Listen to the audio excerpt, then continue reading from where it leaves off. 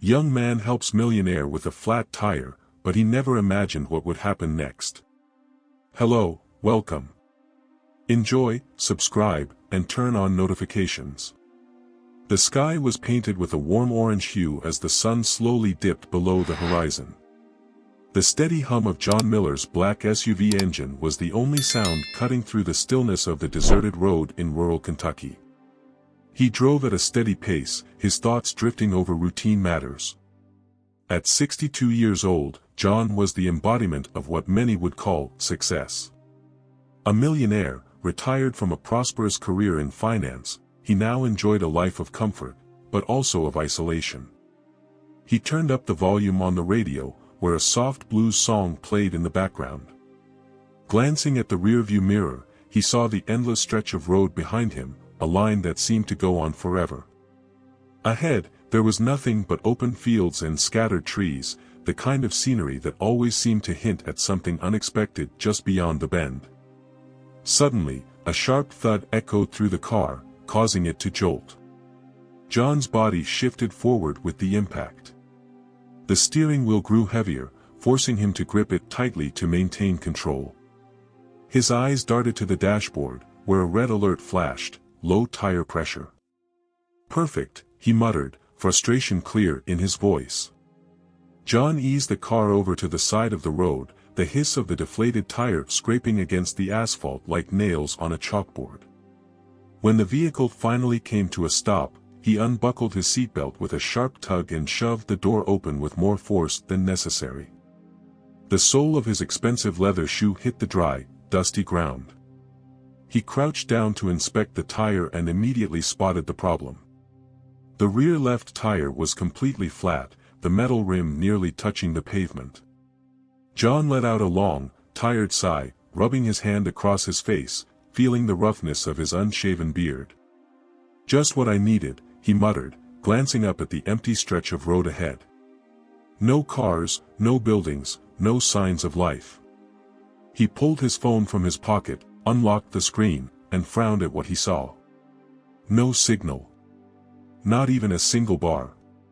He shook the phone in the air as if that might somehow summon a connection. No service, of course, he grumbled, his frustration deepening. His gaze shifted to the back of the SUV. For a brief moment, he considered trying to change the tire himself. He walked to the rear of the vehicle, popped the trunk, and stared at the emergency kit. There it was, the jack, the lug wrench, and the spare tire. He stood there for a moment, hands on his hips, silently evaluating his options. This is not for me, he muttered to himself, slamming the trunk shut. John returned to the front of the car and leaned against the side, arms crossed. His eyes wandered across the open road. He was not a man accustomed to waiting, but today, it seemed he had no choice. Minutes passed slowly. The stillness of the road grew louder in his ears. He dug into his pocket, pulled out his keys, and began twirling them between his fingers, an old habit he developed during tense business meetings. The warm wind blew gently, carrying with it the scent of dry earth and the distant rustle of leaves. Then, he saw it. A figure, small and moving steadily, appeared in the distance. A boy. He was walking along the edge of the road, his pace steady but unhurried, like someone who knew the path well. At first, John squinted, unsure if what he was seeing was real. "Is that a kid?" he muttered to himself, narrowing his eyes for a better look. As the boy got closer, John could make out more details. He couldn't have been older than 13 or 14. He wore a faded blue cap, a loose checkered shirt, and baggy pants that swayed as he walked. The boy didn't seem nervous or hesitant. He moved with quiet confidence. When he was just a few steps away, the boy raised his hand in a friendly wave, like they were old friends meeting by chance. "Hey, mister. Looks like your tire's in trouble, huh?" the boy said, stopping beside the SUV. John studied him for a moment before replying, something about the kid's energy making him curious. "Yeah, flat tire. And no cell service," John replied, holding up his phone to emphasize the point. The boy glanced at the tire, then nodded knowingly. Want some help? I can change it real quick. John raised an eyebrow, clearly skeptical. You change a tire? The boy shrugged casually. Me and my grandpa used to fix up old cars. I've done it more times than I can count. John glanced at the boy, then at the tire. He knew he didn't have many options, but something about the situation felt too strange to be true. All right, kid. If you think you can do it, go ahead. The boy grinned and walked straight to the back of the SUV with the self-assurance of someone who knew exactly what he was doing. He pulled out the jack, gripping it with firm hands, and brought it to the side of the car. Squatting down, he positioned it perfectly beneath the frame and started cranking the lever with smooth, practiced movements. John watched in silence, arms still crossed, his eyes narrowing with curiosity. There was something oddly fascinating about it. Within minutes, the SUV was lifted off the ground. The boy reached for the lug wrench, turned it with controlled force, and loosened each of the nuts. One by one, they came free. He pulled off the flat tire, rolled it aside, and brought over the spare. You do this often? John asked, unable to hide his surprise. Every time my grandpa's old truck broke down, he'd say, "You only learn by getting your hands dirty," so I did, the boy replied, a small grin tugging at the corner of his mouth as he tightened the last bolt. Sounds like he knew what he was talking about, John muttered, shaking his head in disbelief. With everything done, the boy wiped his hands on his pants, leaving faint streaks of grease on the worn-out fabric. He stood up straight, stretched his back, and let out a satisfied breath. John reached into his pocket, pulled out his wallet, and took out a crisp $50 bill. Here, kid. For the work, he said, extending the money. The boy glanced at the cash, his eyes lingering on it for a second. But then, he shook his head. No thanks, mister. Just wanted to help. John raised his eyebrows, surprised. Are you sure? You could buy something for yourself. The boy smiled softly. My mom says when you help someone, you do it 'cause it's right, not 'cause you want something back. Before John could respond, the boy turned and began walking away, his pace just as steady as before. His blue cap bobbed lightly with each step. John stood there, holding the $50 bill in his hand, eyes locked on the boy until he disappeared down the road. He climbed back into his SUV, placed the bill back in his wallet, and sat behind the wheel in silence for a moment. His hands hovered over the steering wheel, but he didn't start the engine. The boy's words echoed in his mind. When you help someone, you do it 'cause it's right, not 'cause you want something back. John leaned his head back against the headrest, eyes closed for a second longer than usual. For a man who had built his fortune on deals, trades, and contracts, where everything had a price, that single moment on an empty road with a 13-year-old boy had left him unsettled in a way he didn't quite understand. John sat behind the wheel of his SUV, his hands resting on the steering wheel, but he didn't start the engine. The sun had dipped lower on the horizon, casting long shadows over the road. The boy's words still echoed in his mind. When you help someone, you do it 'cause it's right, not 'cause you want something back. His eyes drifted toward the rearview mirror, half expecting to see the boy walking away in the distance. But there was nothing there. Only the long, empty road stretching into the orange glow of the sunset. He sighed, rubbing the bridge of his nose as if trying to push the thoughts away. It should have been simple. A flat tire, a quick fix, and he'd be on his way. Yet something about that kid had unsettled him. Strange kid, he muttered, finally turning the key in the ignition. The engine roared to life. Doesn't even want money. Who does that anymore? He pulled back onto the road, his eyes locked ahead, but his mind wandered. The boy's face, the calm certainty in his voice, his refusal to take the money, all of it played on a loop in John's head. His grip on the steering wheel tightened. He'd met hundreds of people in his lifetime. People who'd smile and nod while secretly calculating how much they could gain from him. Every deal, every handshake, every favor always had a cost. But that boy had been different. He didn't ask for anything. He didn't hesitate. He just helped. John turned the radio off. The silence inside the SUV felt heavier than the sound of music. "Helping, 'cause it's right," he repeated under his breath, shaking his head as if the concept itself was ridiculous. Miles passed.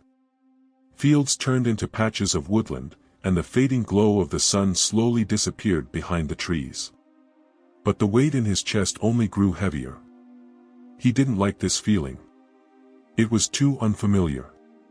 Too uncomfortable. John had spent his life controlling everything: his business, his image, his future. He built empires by predicting people's behavior, knowing exactly what they wanted and how much they'd pay for it. But this moment with the boy didn't fit into any of those rules. It didn't make sense. "Forget it, John," he muttered to himself, tapping his fingers on the steering wheel. "Kid's just a kid. No point thinking too hard about it." But no matter how hard he tried, he couldn't shake it. He glanced at the time on the dashboard. It was getting late. Normally, he'd be home by now, his feet up on the leather ottoman with a glass of scotch in hand, watching the news as background noise. But suddenly, that picture of relaxation didn't seem so appealing. Instead of feeling at ease, he felt empty. A long exhale escaped his lips. He adjusted his posture, leaned forward slightly, and gazed through the windshield at the road ahead. "You only learn by getting your hands dirty," the boy had said. John's eyes narrowed with thought. "Maybe it's time to get my hands dirty," he said softly to himself, feeling a strange twinge of resolve. His foot eased off the gas. His eyes flicked to the rearview mirror, then to the side mirror. The road was clear. No one behind him. No one ahead. Without hesitation, he turned the wheel sharply, guiding the SUV into a wide U-turn. The tires kicked up small clouds of dust as he made his way back toward the stretch of road where he'd met the boy. It didn't take long for John to find the spot where his car had been parked earlier. The faint outline of his tire tracks was still visible in the dirt along the edge of the road.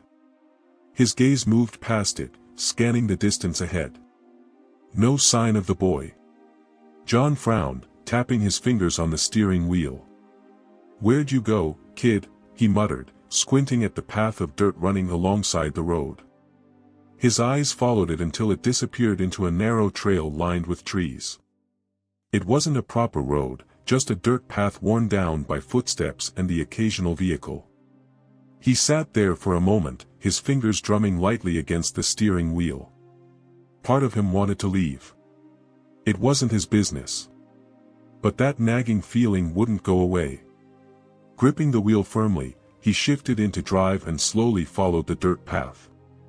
The road was uneven, and each bump sent a jolt through the SUV's suspension.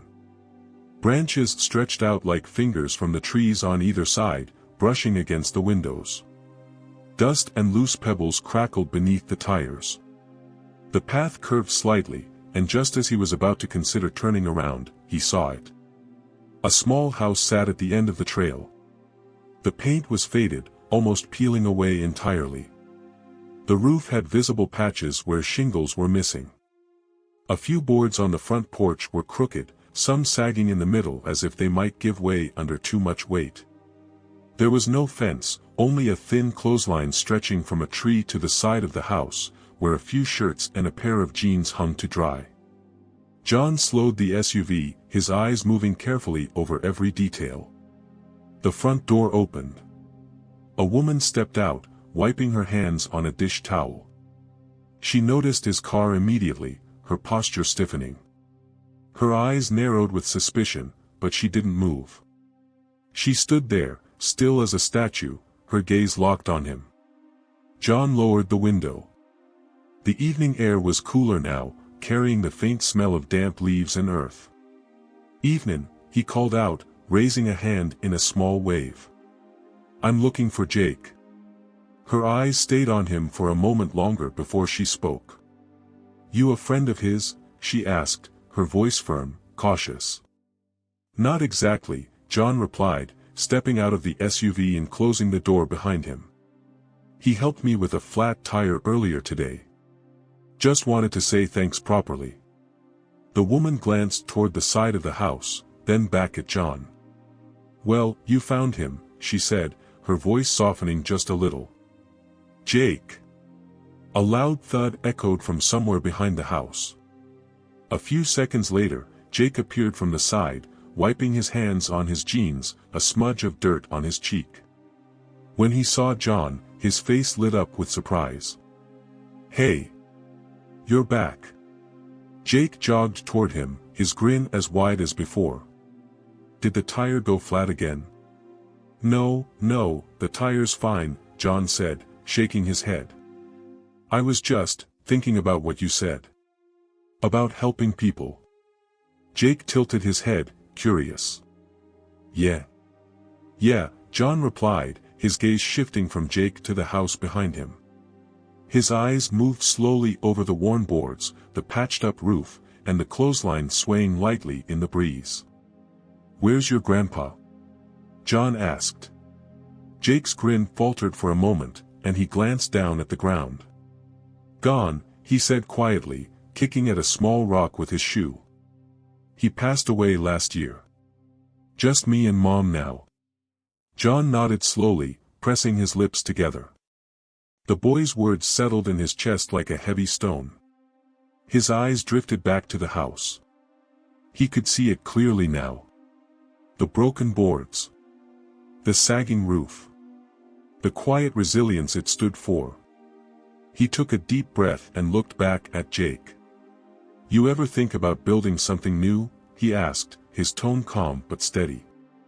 Jake's eyes lifted, his brow furrowing in confusion. Like what? Like a house that doesn't fall apart every time it rains, John said, gesturing toward the roof. Jake's eyes widened, and he glanced back at his house, then up at John. You serious? John reached into his pocket and pulled out his phone. No signal. But that didn't matter anymore. Yeah, I'm serious, he said, his gaze firm and unwavering.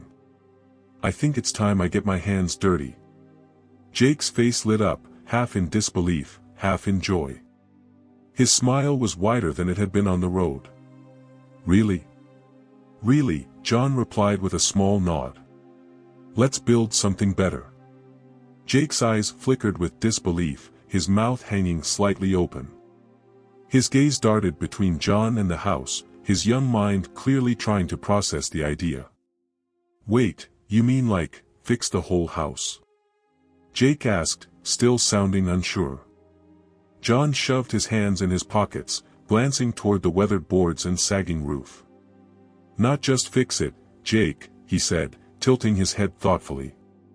I mean rebuild it. New roof, new floors, new walls. A house that stands strong no matter what comes at it. Jake blinked a few times, his eyes wide with hope and doubt all at once. But that costs a lot of money, Jake muttered, lowering his gaze to his scuffed shoes. And me and Mom, we don't have. John raised a hand, cutting him off gently. Don't worry about the money, John said, his tone firm but kind. I've got that part covered. Jake lifted his head slowly, his eyes locking onto John's face as if searching for any sign of a joke. But there was none. John's gaze was steady, calm, and completely serious. Why would you do that? Jake asked, his voice barely above a whisper. John glanced over at the house once more. The cracks in the wood. The clothesline swaying gently. The faint creak of the porch as the wind blew against it. It wasn't just a house. It was a symbol of all the things life had thrown at this family. Because sometimes you help people, 'cause it's right, John replied, looking Jake straight in the eyes. Jake's lips curled into a smile so big it seemed to light up his whole face. His eyes shimmered with something between excitement and disbelief. Mom, he yelled, spinning around and running back toward the house. "Mom! You gotta hear this." John watched him go, a small grin tugging at the corner of his mouth. He'd seen that kind of excitement before, not in kids, but in business partners when they realized a deal had gone in their favor. This, however, felt different. Lisa stepped out of the house, wiping her hands on her dish towel, her brows furrowed with concern. Jake ran up to her, grabbing her by the arm and talking a mile a minute. "Mom! Mr. John wants to help us build a whole new house. Like new floors, a roof, everything," Jake said, breathless and grinning like he'd just won the lottery. Lisa's eyes narrowed, her face serious as she looked past Jake to John. Her eyes scanned him from head to toe like she was sizing him up. "Is that true, Mr. Miller?" she asked, her voice even but guarded. "You wanna help us, just like that?" John stepped forward slowly, keeping his posture open and relaxed. "That's right," he said plainly. "Your son helped me today, no strings attached. Felt right to return the favor." Lisa's eyes darted toward Jake, then back to John. Her lips pressed together in a tight line. It was clear she wasn't the type to believe in free miracles. "People don't just offer to rebuild houses for strangers," she said, folding her arms. "What's the catch?" John let out a soft chuckle, nodding in understanding. "Yeah, I get it. Nobody trusts a rich man showing up with big promises," he said, taking a slow step closer. "I've been in rooms full of them. They never give without expecting something in return." Lisa didn't respond, but her gaze remained sharp. "But I'm not offering to give," John continued. "I'm offering to build. You and Jake can be part of it every step of the way. I'll pay for it, but this'll be your house. Not mine." Jake's eyes darted back to his mom, his expression pleading. "Mom, please, we could have a house that doesn't leak every time it rains," he said, gripping her arm tighter. "No more buckets in the hallway. No more cold floors in the winter." Lisa glanced at him, her resolve wavering for just a second. She let out a long, slow breath, staring at the house as if seeing it with fresh eyes. "You really serious about this, Mr. Miller?" she asked, her voice quieter now. John stepped forward, pulling his phone from his pocket. He held it up for her to see, his eyes steady on hers. "Serious enough to call a contractor right now," he said, tapping the screen, even though there was no signal. "The only thing I need is your yes. If you want it, we'll start tomorrow." Silence hung in the air for a moment. The wind blew softly, rustling the clothes hanging on the line. Jake looked at his mother, his eyes filled with quiet hope. She let out one more deep breath, then nodded. "All right, Mr. Miller," she said, her voice still cautious but not cold. "You got yourself a deal." John extended his hand, and for a moment, Lisa hesitated. But then, she reached out and shook it firmly. Her grip was strong, steady, like someone who'd spent a lifetime holding things together when they threatened to fall apart. The next morning, the sun peeked over the horizon, casting soft golden light over the house. It wasn't the only thing new that day. 2 large trucks rolled down the dirt path, parking near the front yard. Workers climbed out, carrying clipboards, toolkits, and measuring tape. John followed behind in his SUV, stepping out with his sleeves rolled up and a baseball cap pulled low over his brow. Jake's jaw dropped when he saw the trucks. "Whoa! They're already here," he said, running up to John. "Told you we'd start today," John replied, clapping Jake on the back. "No point in waiting when you can get things done." The workers moved quickly, marking the perimeter of the house, taking measurements, and noting down the structural weaknesses. A man with a gray beard and a bright yellow hard hat approached John, clipboard in hand. "All right, Mr. Miller," the man said, scanning his notes. "Roof's gotta come off completely. Foundation's solid, but the wood's shot. Looks like a full teardown and rebuild." "Good," John replied. Do it. The man raised his eyebrows, clearly impressed by John's decisiveness. He nodded and waved at the crew. Within minutes, saws buzzed, hammers thudded, and the old house began to come apart piece by piece. Lisa stood on the porch, watching it all with her arms wrapped around herself. Her eyes flicked to John as he approached. Doesn't feel real yet, she admitted quietly. Give it time, John replied. By the time it's done, you'll wonder how you lived without it. Her eyes softened for a moment, and she gave him a small nod. Meanwhile, Jake had already jumped in to help. He ran to one of the workers, asking questions about the tools they were using. The worker, a man named Carlos, crouched down and explained how to use a power drill. You want to try? Carlos asked, handing him the drill. Jake's eyes lit up like it was Christmas morning. Yeah, he said eagerly, gripping the handle. John watched from a distance, arms crossed, a subtle smile on his face. Kid's got potential, Carlos said, glancing back at John. Yeah, John replied, his voice filled with quiet pride. He does. For the next few weeks, the house began to transform. Old boards were replaced with fresh, smooth wood. New windows were fitted into place, their clean, clear glass catching the sunlight. Lisa was no longer watching from the porch. She was part of it, painting, sanding, and learning alongside Jake. Every day, John was there. Unlike before, he didn't just watch. He lifted, carried, and got his hands dirty. Jake would often joke, didn't think rich guys knew how to use a hammer, and John would just laugh. But deep down, he knew it was true. He'd never built anything with his own hands before. For once, though, it didn't feel like work. The sun hung high in the sky, casting golden rays over the construction site. The steady rhythm of hammers hitting nails echoed in the air, blending with the distant chirping of birds. Sawdust floated like tiny specks of glitter, catching the sunlight as it drifted down to the ground. The house was beginning to take shape. John stood near the edge of the site, wiping sweat from his brow with the sleeve of his shirt. His once pristine polo was now stained with dirt and smudges of paint. His hands, once accustomed to signing contracts and gripping steering wheels, were calloused and rough. But there was no frustration in him. Instead, there was something closer to pride.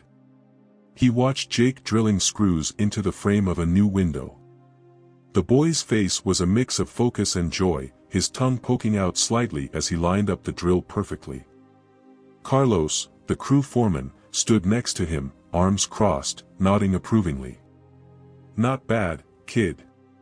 You've got a steady hand, Carlos said, giving Jake a light pat on the back. Jake grinned, his face beaming with pride. He glanced over at John, seeking his reaction. Looking good, Jake, John called out, giving him a thumbs up. Jake puffed up a little, standing taller than before. Next time, I'll do it faster, Jake declared, already lining up the next screw. You do it right first, Carlos corrected, his gruff but encouraging tone making Jake laugh.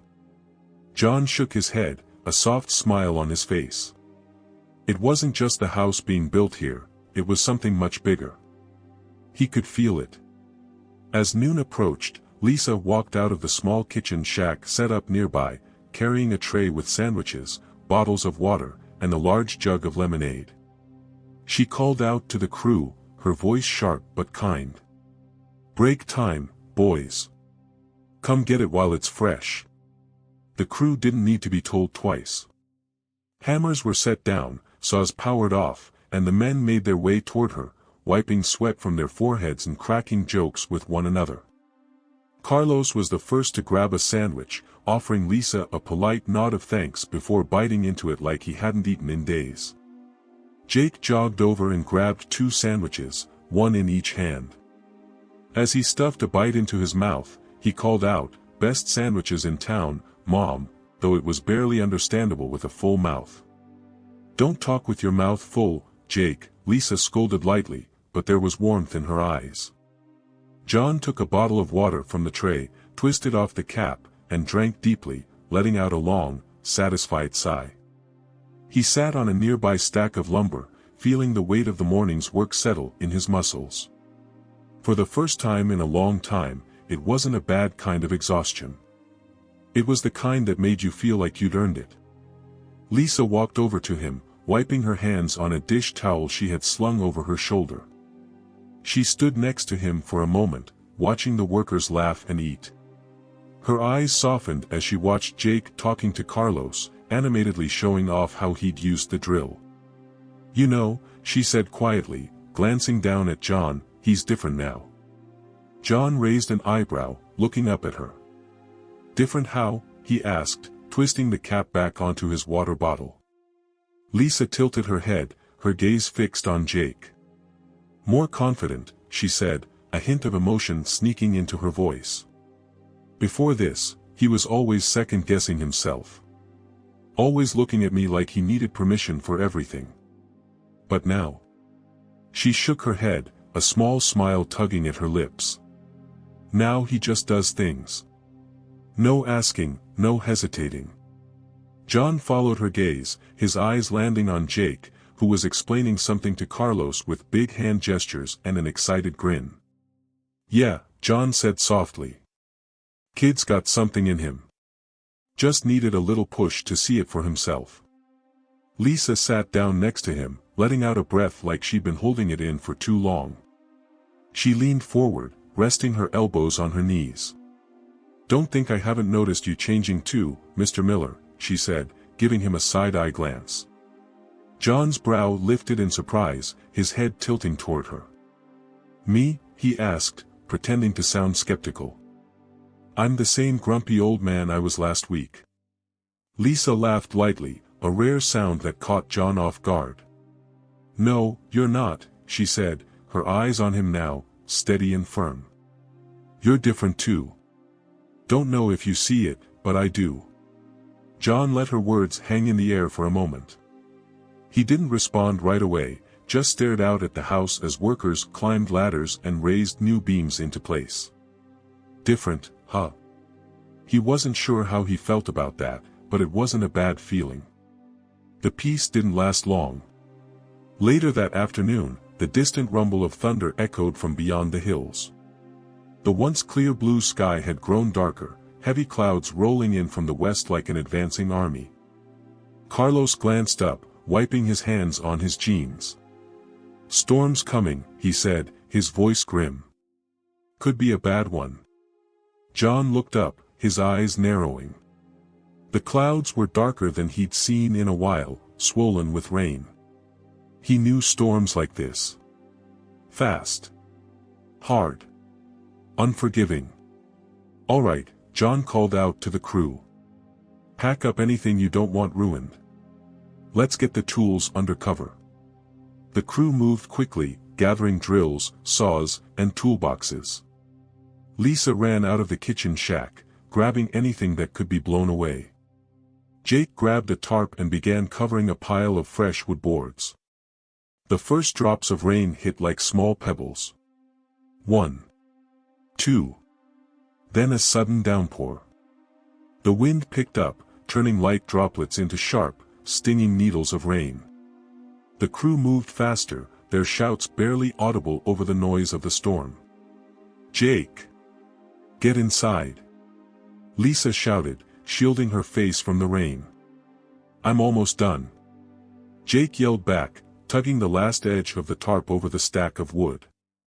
But in his hurry, he didn't see the loose board sticking up from the pile. His foot caught it. His body lurched forward. "Jake!" Lisa screamed, running toward him. But John was faster. He sprinted across the muddy ground, slipping once but catching himself. His heart pounded as he reached Jake just in time to grab his arm and pull him back to his feet. "You all right, kid?" John's voice was sharp with concern, his eyes scanning Jake from head to toe. "Yeah," Jake said, wide-eyed, blinking rainwater off his face. "I'm good." "You sure?" John asked, his grip still firm on Jake's arm. Yeah, Jake nodded, breathing hard. Thanks, Mr. John. John gave him a light shake before letting him go. Next time, watch your step, John said, his voice gruff but his eyes soft. Lisa ran up, grabbing Jake by the shoulders. She checked him over, then turned to John. Thank you, she said breathlessly, her eyes locked on his. This time, there was no doubt. No suspicion. Just gratitude. Don't mention it, John replied, glancing back at Jake. Kid's tough. Just like his mom. That night, the storm raged on. Rain pounded against the makeshift kitchen shack where they'd taken shelter. Thunder rolled like distant explosions. John sat at the small folding table, his fingers drumming against the surface. The storm reminded him of something. It reminded him of everything he used to avoid: unpredictability, chaos, things he couldn't control. But here he was, sitting in it. No running. No hiding. Lisa sat across from him, sipping from a steaming cup of coffee. Storms don't last forever, she said, as if reading his mind. John glanced up at her, the corner of his mouth curling into a small grin. No, they don't, he said, glancing toward the window, watching the rain hit the glass. But sometimes, they clean up everything that's been sitting too long. Her eyes lingered on him a moment longer before she nodded slowly, a knowing smile on her face. Yeah, she said softly. Sometimes they do. The storm raged on through the night. Rain lashed against the small shack's metal roof, creating a relentless drumming sound. Thunder boomed in the distance, rolling across the sky like a warning shot from nature itself. John sat at the fold-out table, his fingers tapping a slow, steady rhythm on the surface. His eyes were distant, fixed on the window where streaks of rainwater rolled down in zigzagging paths. It reminded him of the old days back in his corner office, staring out at rain-soaked city skylines while deals worth millions hung in the balance. But this storm felt different. This wasn't about profits or negotiations. This was about people. He glanced across the table at Lisa. She was leaning back in her chair, arms folded, eyes half closed but still alert. Her cup of coffee sat on the table, steam curling up in lazy spirals. She looked calm, but John knew that look. It was the face of someone who had seen too many storms, weathered too many nights like this. People like her didn't scare easy, but they didn't relax, either. On the far side of the room, Jake was curled up on a makeshift cot, a blanket pulled over his head. Every flash of lightning lit up the small space for a second, making his sleeping figure seem like a photo caught in motion. John's eyes stayed on him a little longer than usual. Kids weren't supposed to have to worry about things like this. Leaky roofs. Cold nights. Worn-out shoes. Thinking too hard, Mr. Miller, Lisa said suddenly, pulling him from his thoughts. He raised an eyebrow, giving her a sideways glance. Is that so? Yeah, she said, sitting up and reaching for her cup. I've seen that look before. Same one my father used to have when we were about to lose the farm. He'd sit at the table, fingers tapping, eyes far away like he could stare down the problem if he looked hard enough. John chuckled softly, shaking his head. Smart man, your father, he said, taking a sip of his water. Smart, yeah. Stubborn, too, she replied, tilting her head as she eyed him. Kinda like you. John shot her a playful smirk, but there was no denial in it. Guilty as charged, he admitted.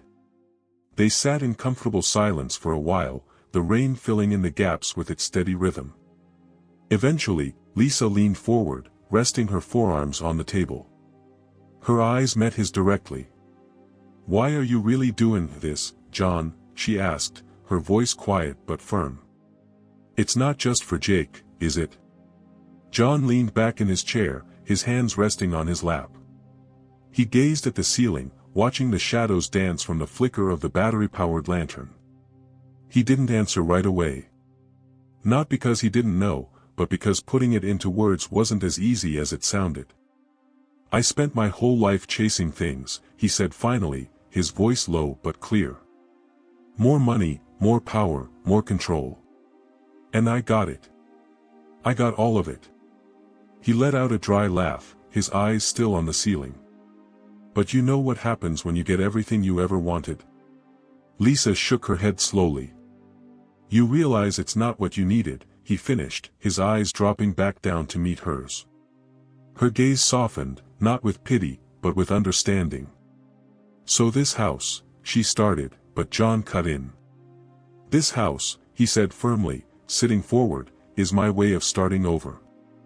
Maybe for Jake. Maybe for you. But also for me." Lisa stared at him for a long time, her eyes searching for any trace of dishonesty. She didn't find any. Slowly, she nodded. "Well," she said, taking a slow sip of her coffee, "seems like you finally figured out what my father never did." "What's that?" John asked, tilting his head. "That it's never too late to rebuild," she replied, her eyes locked on his. The storm passed just before dawn, leaving behind a world washed clean. The air smelled of wet earth and fresh grass. The clouds, once dark and menacing, had broken apart into soft patches of white and gray that drifted lazily across the sky. John stepped outside, his boots sinking slightly into the damp soil. The ground was still muddy, and every step left deep imprints behind him. He breathed in deeply, filling his lungs with the cool, fresh air. It was crisp and sharp, like the kind of air you only got after a storm had cleared everything away. Carlos and the crew were already moving, setting up ladders and clearing off the tarps they'd used to protect the wood and tools. The sun was rising over the treetops, and with it came a renewed energy. "Morning, Mr. Miller," Carlos called, tossing a bag of nails onto the back of a workbench. "Morning," John replied, stepping toward him. "How'd we do?" "Not bad," Carlos said, pulling off his work gloves to rub his hands together. "Lost a few planks to the rain, but nothing major. Roof frame's still solid. We'll be back on schedule by lunch." "Good," John said with a nod. "Let's keep it that way." He glanced toward the house and spotted Jake already up and about. The boy was hauling a large bundle of shingles across the site, his steps careful but determined. His small frame strained under the weight, but he didn't ask for help. He just kept moving. "Jake!" John called, striding over. Jake turned, his face already slick with sweat. "You don't have to carry all that yourself," John said, reaching for the bundle. "I know," Jake replied, his arms flexing as he shifted the weight. "But I can." John froze for a second, his eyes narrowing on Jake with a hint of pride. "All right," he said with a small grin. "Just don't hurt yourself." Jake smirked, adjusting the bundle on his shoulder. "I'm stronger than I look, Mr. John," he said, walking past him toward the side of the house. John stood there for a moment, watching the boy with a quiet, steady admiration. For so long, John had believed strength came from power, from being in charge, from controlling everything. But Jake had just shown him a different kind of strength, the kind that didn't need to be loud to be real. Later that afternoon, Lisa approached John as he was checking the supply list with Carlos. She had a notebook in her hand, one of those cheap spiral-bound ones with frayed edges. Her face was focused, her eyes sharp with purpose. "Mr. Miller," she said, holding up the notebook. John glanced up. "What's that?" he asked, nodding toward it. "Blueprints," she replied, stepping closer. "Jake's been drawing them every night after dinner. He didn't want me to show you, but I figured you'd want to see." She opened the notebook, revealing page after page of rough sketches. They weren't perfect, shaky lines, eraser marks, and corrections filled the pages. But the designs were clear. Houses, bridges, and even small buildings with detailed notes scribbled on the sides. John flipped through the pages slowly, his eyes growing wider with each turn. He glanced up at Lisa, disbelief on his face. "He did all this?" he asked, his voice quieter than usual. "Yeah," Lisa said with a small, proud smile. "He told me last night he wants to be an engineer someday. Said he wants to build things that'll last." John nodded slowly, still staring at the pages. His chest felt tight, but it wasn't a bad feeling. "Kid's got vision," John muttered, turning one more page. He spotted a small sketch of a house that looked oddly familiar. His eyes narrowed. "This one," he said, pointing. "This is this house, isn't it?" "Yup," Lisa replied, arms folded with a grin. "He's been watching every move you and Carlos make. Thinks he can do it better." John let out a laugh, louder than he'd meant to, his shoulders shaking with it. "Better, huh?" he said, still grinning. "Kids always think they can do it better," Lisa said, her grin matching his. John closed the notebook and handed it back to her, his expression thoughtful. "Sometimes, they're right," he said, glancing toward Jake, who was nailing shingles onto the roof. Lisa nodded slowly, her eyes softening as she looked at her son. "Yeah," she agreed, her voice almost a whisper. "Sometimes they are." The sun was high, beating down on the construction site with unforgiving heat. Sweat dripped from brows, soaked shirts, and stained gloves. The air smelled of sawdust, fresh wood, and iron nails. The buzz of power saws and the steady thud of hammers filled the air like a rhythm only a builder could understand. John stood next to Carlos, squinting up at the roof where Jake was perched with a hammer in one hand and a bundle of shingles at his side. He moved with focus and precision, pausing every so often to check his alignment, then driving the nails in with 2 solid strikes. "Kid's fast," Carlos said, nodding with approval as he shielded his eyes from the sun. "Doesn't waste a move." John smirked, his gaze following Jake's every movement. "Yeah," John replied, crossing his arms. "Doesn't wait to be told what to do either." Carlos let out a short chuckle. "Reminds me of someone," Carlos muttered, nudging John lightly with his elbow.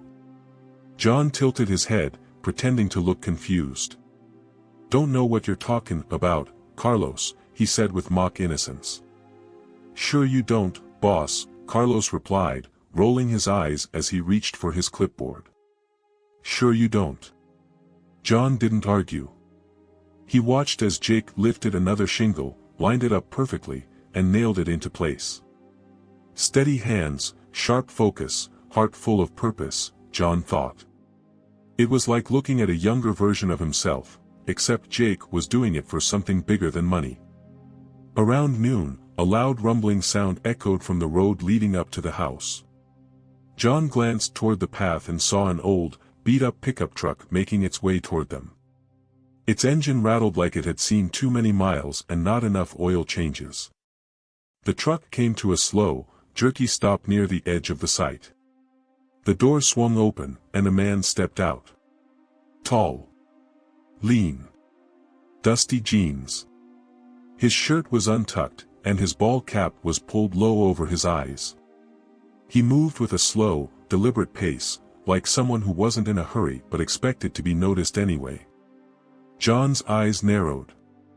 "Friend of yours?" Carlos asked, also noticing the man. "Not that I know of," John muttered. The man shoved his hands in his pockets as he walked toward them, his gaze sweeping over the site like he was inspecting it. He stopped a few feet away, his eyes landing on John. "Which one of you's in charge here?" the man asked, his voice low but carrying weight. John stepped forward.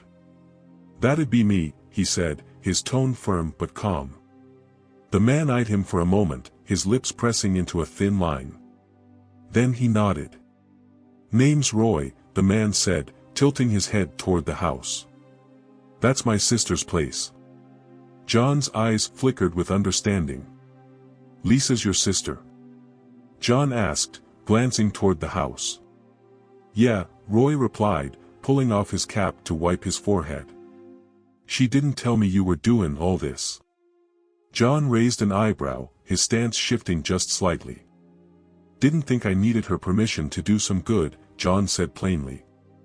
Roy chuckled under his breath, putting the cap back on. Fair enough, he said, glancing at the house. His eyes scanned the new frame, the fresh wood, the neatly lined up shingles. He nodded slowly. Looks good. Real good. John didn't respond, just watched him carefully. He'd met plenty of guys like Roy in his life. Men who moved slow, spoke slower, but watched everything. After a long pause, Roy turned to John, his gaze more focused now. You in this for real, or you just trying to feel good about yourself? Roy asked bluntly, his eyes locked on John like he was searching for cracks. Carlos let out a short, low whistle under his breath and took a step back, clearly not wanting to be part of whatever was about to happen. John's eyes didn't waver. He took a step closer, arms still crossed. Let me make something clear, Roy, John said, his tone as steady as stone. I'm not here for pats on the back. I'm here 'cause your nephew changed my perspective on a lot of things. He gestured toward Jake, still up on the roof, hammering away like he had the whole world to build. That kid up there. He's got something most people twice his age don't have. Vision. Purpose. I'm here to make sure he's got a chance to see it through. Roy's eyes flicked toward Jake, and for a moment, something softened in his face. He rubbed the back of his neck, letting out a short breath. Kid's always been stubborn, Roy muttered, almost to himself. Then he glanced back at John, nodding slowly. All right. Just had to make sure. John smirked, tilting his head. Guess you're stubborn too, John said. Runs in the family, Roy replied with a grin. With that, Roy turned toward the house and walked over to where Lisa was sweeping the porch. John watched them from afar. Lisa's eyes widened in surprise when she saw him, but after a short conversation, she laughed, shaking her head. She glanced in John's direction and raised a hand, giving him a wave. He waved back. Later that afternoon, John climbed up to the roof where Jake was working. His knees groaned with every step on the ladder, but he ignored it. Once at the top, he crouched beside Jake, watching him work for a moment before speaking. Looks like you got this all figured out, John said, tapping one of the newly laid shingles with his finger. Jake grinned, still focused on his work. Carlos says I'm getting faster, Jake said, driving a nail with 2 sharp strikes. Yeah, I noticed, John replied, squinting at the horizon for a moment. He watched the trees sway gently in the breeze, the air cooler now that the storm had passed. But you know, fast doesn't always mean better. Jake paused, glancing at him with a puzzled look. But if you're fast and good, it's better, right? Jake asked. John smirked, shaking his head. Sure, if you stay good, he said, his tone carrying the weight of experience. But I've seen guys go too fast, skip steps, and it all comes crashing down. He tapped the wood beneath them for emphasis. This house. It's gotta last. Fast's good, but steady. Steady's forever.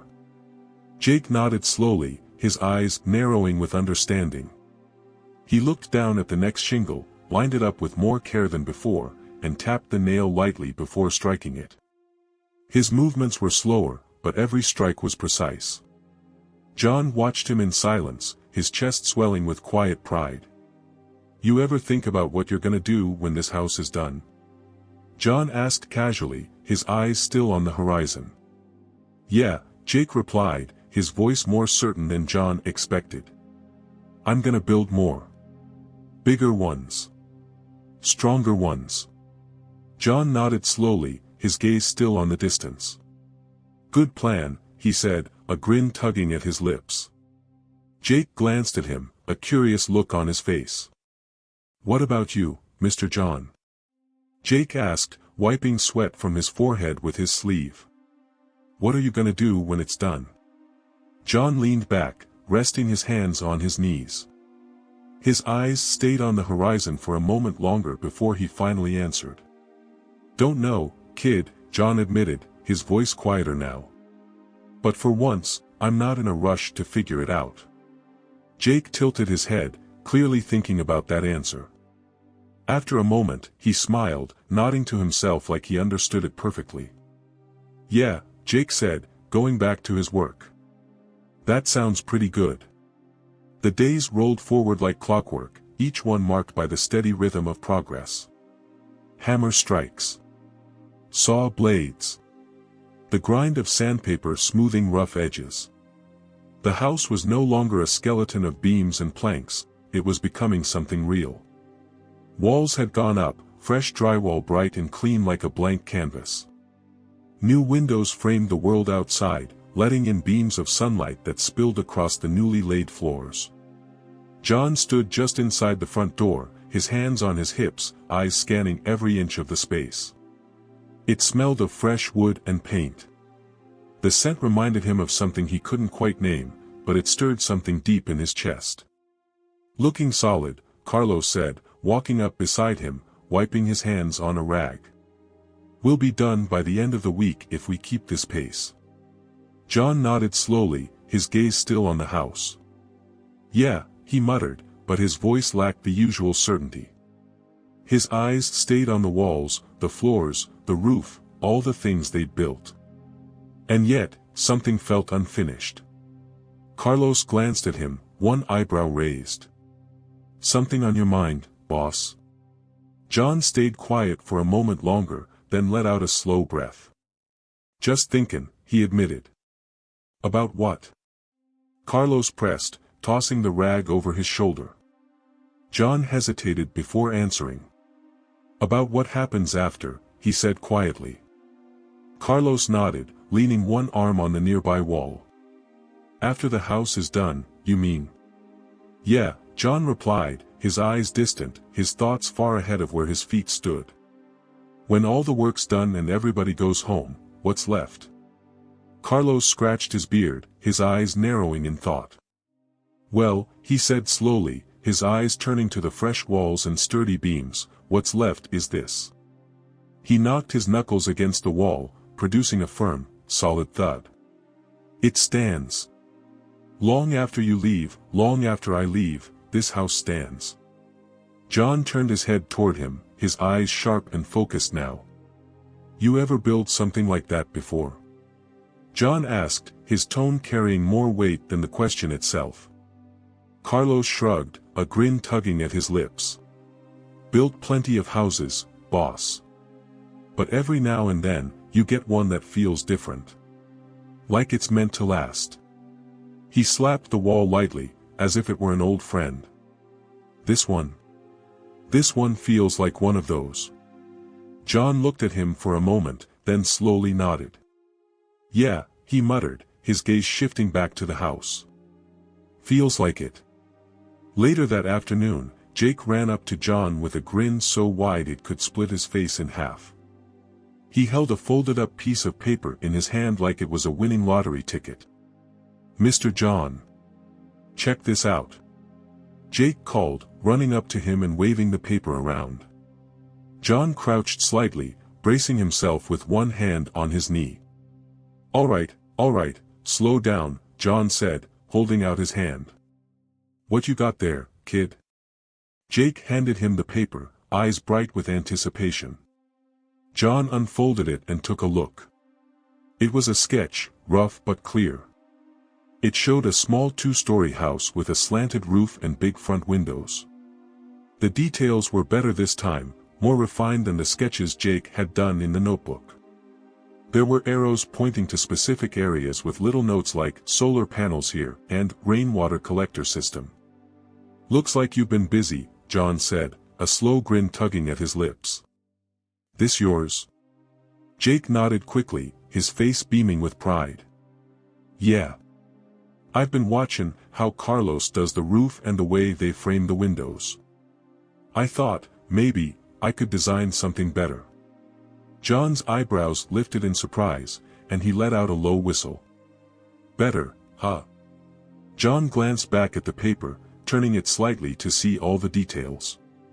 You sure you're not gunning for Carlos's job? Jake laughed, his voice high and light. "Nah, I'm going bigger than that," Jake said, puffing up his chest. "I'm gonna be an engineer. Build skyscrapers and bridges. Stuff people see from miles away." John's grin faltered, just for a moment. He stared at Jake, his heart feeling that familiar weight again. Not a bad weight. The kind of weight that makes you realize you're part of something bigger than yourself. "Well," John said, carefully folding the paper and tucking it into his back pocket, "when you do, I'll be the first one to walk across that bridge." "Deal," Jake said, holding out his hand. John reached out, clasping the boy's small hand in his larger one. It wasn't just a handshake. It was a promise. That night, John sat in his truck, the windows rolled down to let in the cool evening air. The house glowed behind him, warm light spilling from the windows as Lisa and Jake finished up dinner inside. The soft hum of crickets filled the night air. It was peaceful. Quiet. His phone buzzed in his pocket. John pulled it out, glancing at the screen. A number he hadn't seen in a while. His old business partner, Gregory Shaw. For a moment, he considered letting it go to voicemail. But something made him press accept. "Greg," John said, his voice carrying none of the weight it used to in those old boardroom meetings. "John, my man," Greg replied, his voice slick and smooth like always. "You've been off the grid for weeks. Thought you got yourself lost." John leaned his head back, letting out a slow breath. "Not lost, Greg," John replied, glancing at the house behind him. "Just found something better to do." "Better than golf and whiskey on a Tuesday?" Greg asked with a short laugh. "Come on, John. We've got an offer on the table. Big development deal in the city. Residential. The kind of project you love." John didn't say anything right away. His eyes stayed on Jake, who was inside laughing as Lisa tried to swat him with a dish towel. "Not interested," John said firmly, his voice carrying a finality Greg wasn't used to hearing. There was a pause on the other end. "You serious?" Greg asked, his tone more cautious now. "Serious as it gets," John said, his eyes never leaving the house. Greg sighed, long and slow. "All right, John," Greg said, his voice a little quieter. "But if you change your mind." "I won't," John interrupted, his tone as solid as concrete. Another pause. Then Greg chuckled. "Take care, old man," Greg said, the line clicking off. John set the phone down on the passenger seat and leaned forward, resting his arms on the steering wheel. The house glowed warmly behind him, its windows filled with light, life, and laughter. He didn't feel regret. Not even a little. By the end of the week, the house was finished. Fresh paint coated the walls. The kitchen had new countertops. Every corner smelled of something clean and new. The sun was just beginning to set when Lisa turned the key in the front door. Jake was the first to bolt inside. "Whoa!" Jake shouted, his footsteps echoing as he ran from room to room. "It's so big." Lisa followed behind, her fingers lightly touching the doorframe as if she wasn't sure it was real. Her eyes scanned the walls, the smooth wood floors, the sturdy ceiling. Her eyes shimmered with quiet tears. John leaned against the doorframe, watching it all unfold. His arms were crossed, a small smile on his face. "Pretty good, huh?" John said, his voice soft but filled with pride. Lisa wiped her eyes, turning to look at him. "It's more than good, John," she said, her voice breaking slightly. "It's home." John felt something stir in his chest, something warm and deep. Not pride. Not satisfaction. Something more lasting. Jake came sprinting back into the room, skidding to a stop right in front of John. "Hey, Mr. John." Jake grinned, looking up at him. "What do we build next?" John crouched down so he was eye level with Jake, a grin tugging at the corner of his mouth. Something bigger, John replied, ruffling the boy's hair. Yeah, Jake said, his eyes sparkling like he could already see it. Bigger. They both smiled. The smell of fresh paint still lingered in the air. The house, now complete, stood tall and proud under the soft glow of the early morning sun. Every window shimmered with the golden light, and the front porch, once warped and weather-beaten, now stretched wide with smooth, polished wood. It was the kind of porch you could sit on for hours, just watching the world go by. John leaned against one of the new porch beams, a steaming cup of black coffee cradled in his hands. His eyes wandered over every inch of the house. Every board. Every nail. Every brick. He didn't just see the materials, he saw the effort. The scraped knuckles. The sweat-soaked shirts. The moments of doubt and the flashes of triumph. Lisa stepped out of the front door behind him, her footsteps soft but noticeable. She glanced at John, her eyes following his gaze. "Still looking at it like it's not real," she said, her voice gentle but teasing. John smirked, taking a slow sip of his coffee before responding. "Guess I'm just making sure it's still standing," he replied, tilting his head toward the roofline. "Seen too many things fall apart after people stop paying attention." Lisa stepped up beside him, arms crossed, her eyes locked on the house. Her face softened with quiet pride. "This one's not Fallon," she said, her tone full of certainty. "Not this one." John glanced at her, noting the quiet confidence in her voice. She wasn't guessing. She knew. He nodded slowly, his eyes returning to the house. "Yeah," he muttered. "Not this one." They stood there together, watching the sun climb higher. For the first time in a long while, John didn't feel the need to be anywhere else. A few days later, John pulled up to the house in his SUV. It was later in the afternoon, the kind of warm, lazy hour when the world seemed to slow down. As he got out, he noticed Jake sitting on the front porch steps, his head down, his fingers fidgeting with something small in his hands. "Hey, kid," John called as he closed the door. "You look like you're thinking too hard." Jake glanced up quickly, shoving whatever was in his hands into his pocket. He stood up fast, forcing a smile. "Hey, Mr. John." "Nah, I'm good," Jake said, a little too quickly. John narrowed his eyes, walking toward him with slow, deliberate steps. John muttered, his voice skeptical. "And what's that you just stuffed in your pocket?"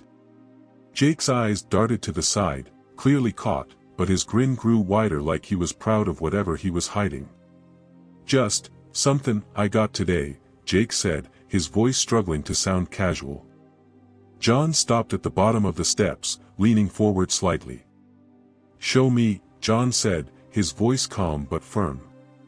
Jake hesitated for a second, then sighed like he'd been caught trying to smuggle gold bars. Slowly, he reached into his pocket and pulled out a crisp, folded piece of paper. It had been creased several times, as if he'd opened and closed it 100 times that day. John raised an eyebrow, taking the paper from Jake's hand. He unfolded it slowly, his eyes scanning the words printed across the top. "Dear Jake Foster, we are pleased to inform you that you have been accepted." John's voice trailed off as his eyes flicked down the rest of the page. His brows lifted as he realized what it was. "Engineering Academy?" John said, glancing back up at Jake. Jake's grin stretched so wide it was like his face couldn't hold it all in. He nodded quickly, his hands fidgeting nervously. "Yeah. It's a summer program for high schoolers. They only take 20 kids, and I got in." Jake's excitement spilled out of him all at once. "They teach you about architecture, engineering, design, all of it." John stared at the letter a second longer, letting the words settle in. His fingers gripped the paper a little tighter, and something warm, deep, and unshakable filled his chest.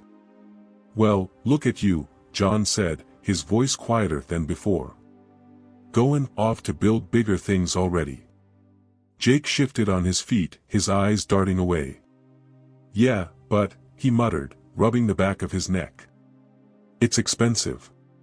Mom said we'd try to figure it out, but it's kinda, a lot. John folded the letter carefully, pressing the creases back into place. He stepped up the stairs, placed a hand on Jake's shoulder, and gave it a small squeeze. You leave that part to me, John said, his voice steady, like he'd already made up his mind. Jake's eyes shot up to meet his, wide and filled with shock. Wait, what? Jake asked, his voice barely above a whisper. John crouched down, so they were at eye level. I said, you leave it to me, John repeated, his face serious but kind. You earned this, Jake. Not just 'cause of that letter. You earned it every day you showed up, every day you didn't give up. People like that? They deserve a chance. Jake blinked rapidly, his eyes glassy. He sniffed and quickly wiped his nose with the sleeve of his shirt. You serious, Mr. John? Jake asked, his voice cracking slightly. Serious as a storm, kid, John replied, patting his shoulder once before standing back up. Now go tell your mom the news before she thinks I'm out here making trouble. Jake's face lit up brighter than the morning sun. He turned and bolted for the door. Mom! Mom! Guess what Mr. John just said? Jake's voice echoed inside, full of life and energy. John stood there on the porch, staring at the front door for a long moment. He reached into his back pocket, pulling out his phone. He tapped the screen, scrolled through his contacts, and hovered over the name, Greg Shaw. He stared at it for a while. Then he deleted it. Later that evening, John sat on the back porch with Lisa. She had a mug of tea in her hands, and John nursed a bottle of soda, something Jake had teased him about, calling it too sweet for an old man. The sun had set, and the sky above was a deep blue slowly fading into black. Stars blinked into view, one by one. The night was quiet, but it wasn't the kind of quiet that felt empty.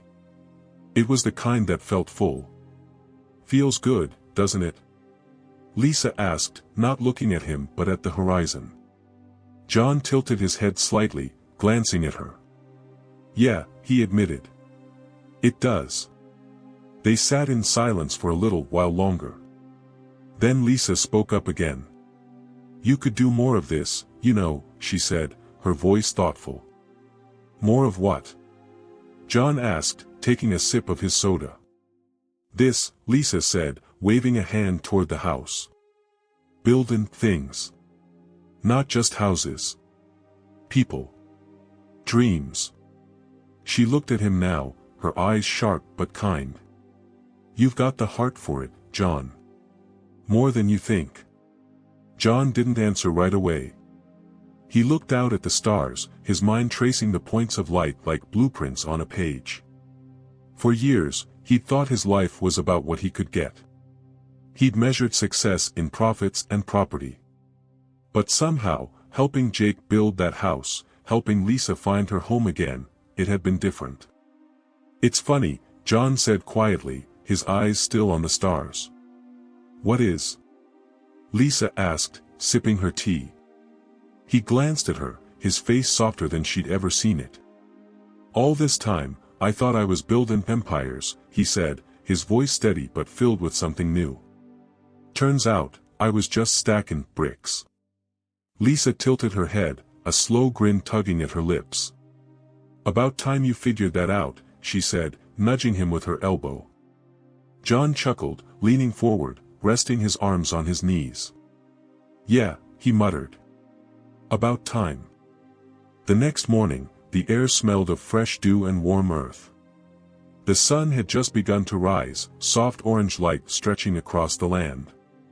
Birds chirped lazily from the trees, their songs slow and unhurried. John sat on the edge of the porch steps, elbows resting on his knees, a cup of coffee warming his hands. The house behind him was quiet, the kind of quiet that comes after a storm, not from the weather, but from life finally settling. His gaze wasn't on the house, though. It was on the open road stretching beyond the dirt path. For so many years, roads like that had meant leaving, going from place to place, chasing something just beyond reach. But today, it felt different. For the first time, he didn't feel the need to be anywhere but here. The screen door creaked behind him. Light, fast footsteps followed. Jake dropped down on the step beside him, his eyes half closed with sleep. He wore an oversized hoodie that hung on his small frame, the sleeves too long for his arms. "Morning, kid," John said, lifting his cup in a half salute. "Morning," Jake mumbled, rubbing his eyes. He yawned so wide it looked like it might swallow his whole face. They sat together in comfortable silence. Birds chirped. The distant hum of the world waking up echoed through the air. Jake glanced at John's coffee, his eyes curious. "That stuff really that good?" he asked, wrinkling his nose.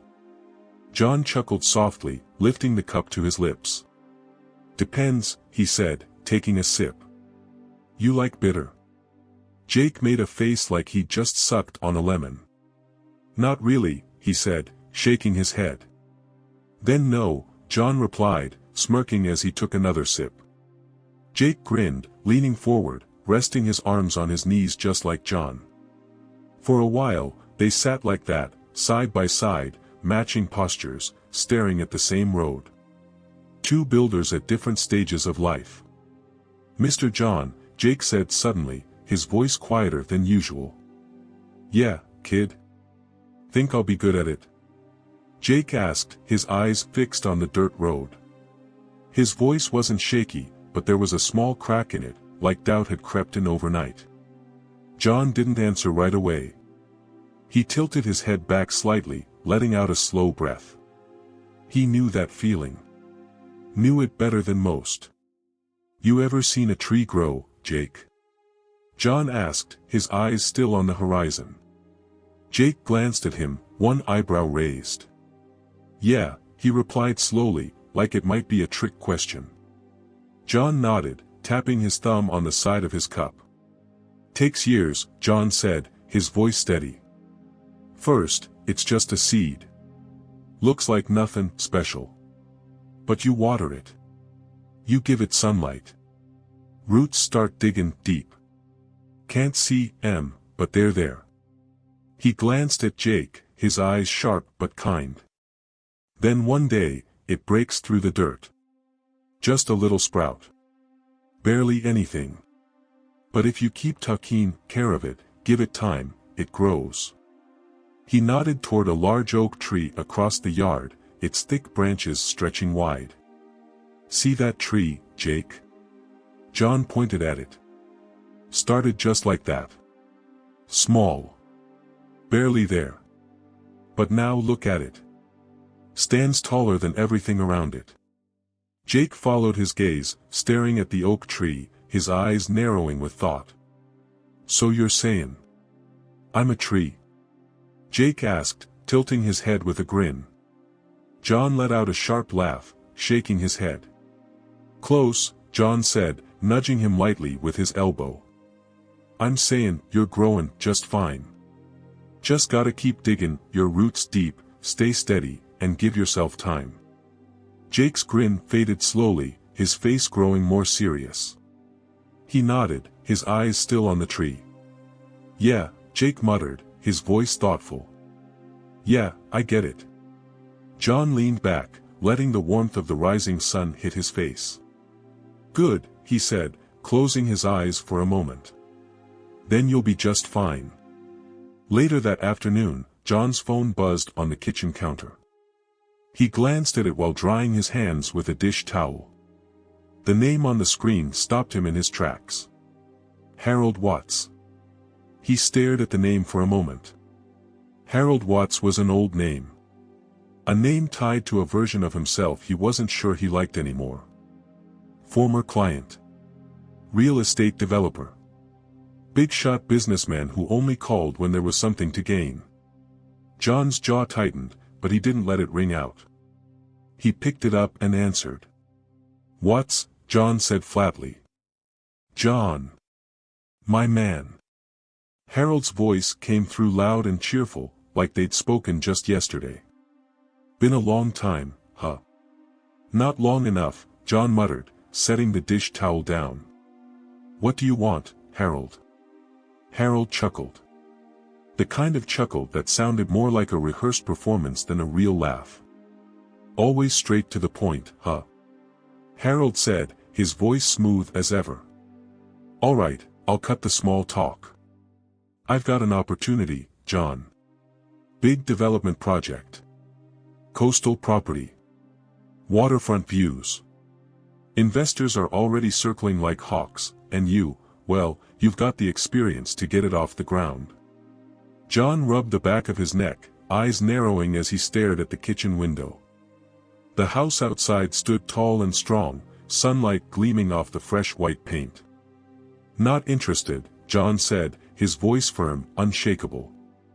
There was a pause on the other end, long and heavy. Come on, John, Harold said, his tone shifting to something more serious. This is big. Money like this doesn't show up every day. Don't need it, Harold, John replied calmly, his eyes fixed on Jake, who was outside sanding a piece of wood. Jake's face was focused, eyes sharp with purpose. John felt something shift inside him, not doubt, but certainty. Don't be stupid, John, Harold snapped, his patience wearing thin. This kind of deal could put you back on top. Back where you belong. John closed his eyes for a second, letting the weight of those words sink in. Then he opened them, clear and sharp as ever. Harold, John said slowly, his voice quiet but powerful. I am where I belong. Another pause. This one longer than the last. All right, old man, Harold muttered, his voice lower now, less confident.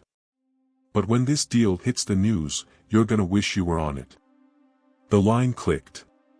Call ended. John set the phone down, his hand steady, his heart lighter than it had been in years. He glanced outside at Jake, watching him inspect the wood like it was something precious. Lisa was nearby, hanging clothes on the line, the wind tugging at the fabric. John stepped out onto the porch, his hands in his pockets. Jake, John called, his voice clear and steady. Jake looked up, still holding the piece of wood. Yeah, Mr. John. John tilted his head toward him. Grab another piece of wood. We're building a bench for the porch. Jake's face lit up like it was Christmas morning. Serious? Jake asked, already setting the wood down and running toward the stack. Serious as it gets, John replied, walking down the steps. Figure we might as well sit on something we built. Jake's grin stretched wide. Let's make it a big one. Jake said, already grabbing larger pieces. So we can all fit. John laughed, bending down to grab a board of his own. Bigger it is, kid, John said, his eyes soft but steady. Bigger it is. The sharp clack, clack, clack of hammers echoed through the yard as John and Jake worked side by side. The unfinished porch bench lay across two sawhorses, its raw wooden frame slowly taking shape. The late afternoon sun filtered through the leaves, dappling them both in shifting patches of gold and shadow. Jake was laser-focused, his tongue poking out the side of his mouth as he drove a nail into the wood. He struck it twice, one clean hit, then another for good measure. His eyes flicked to John, waiting for feedback. Clean work, John said with a nod. But don't swing like you're chopping down a tree. Control, not power. Jake tilted his head, considering the advice. He glanced at the hammer in his hand, shifted his grip a little higher, and tried again. This time, the swing was smoother, more controlled. The nail slid in like it belonged there. There you go, John said, a grin tugging at the edge of his mouth. Looking like a pro now. Yeah, well, got a good teacher, Jake shot back, his grin cocky but playful. Don't get cocky, kid, John replied, pointing the hammer at him with mock seriousness. First sign of a mistake is thinking you don't make M. Jake laughed, a sharp, happy sound that echoed through the yard. For a moment, John just watched him, taking in the sight of it. That laugh. That easy, unguarded joy. It wasn't something you saw every day. He glanced at the house, its clean white walls practically glowing under the afternoon sun. A house built with patience, grit, and a whole lot of sweat. But it wasn't just wood and nails that held it up. It was the people inside it. People like Jake, John thought.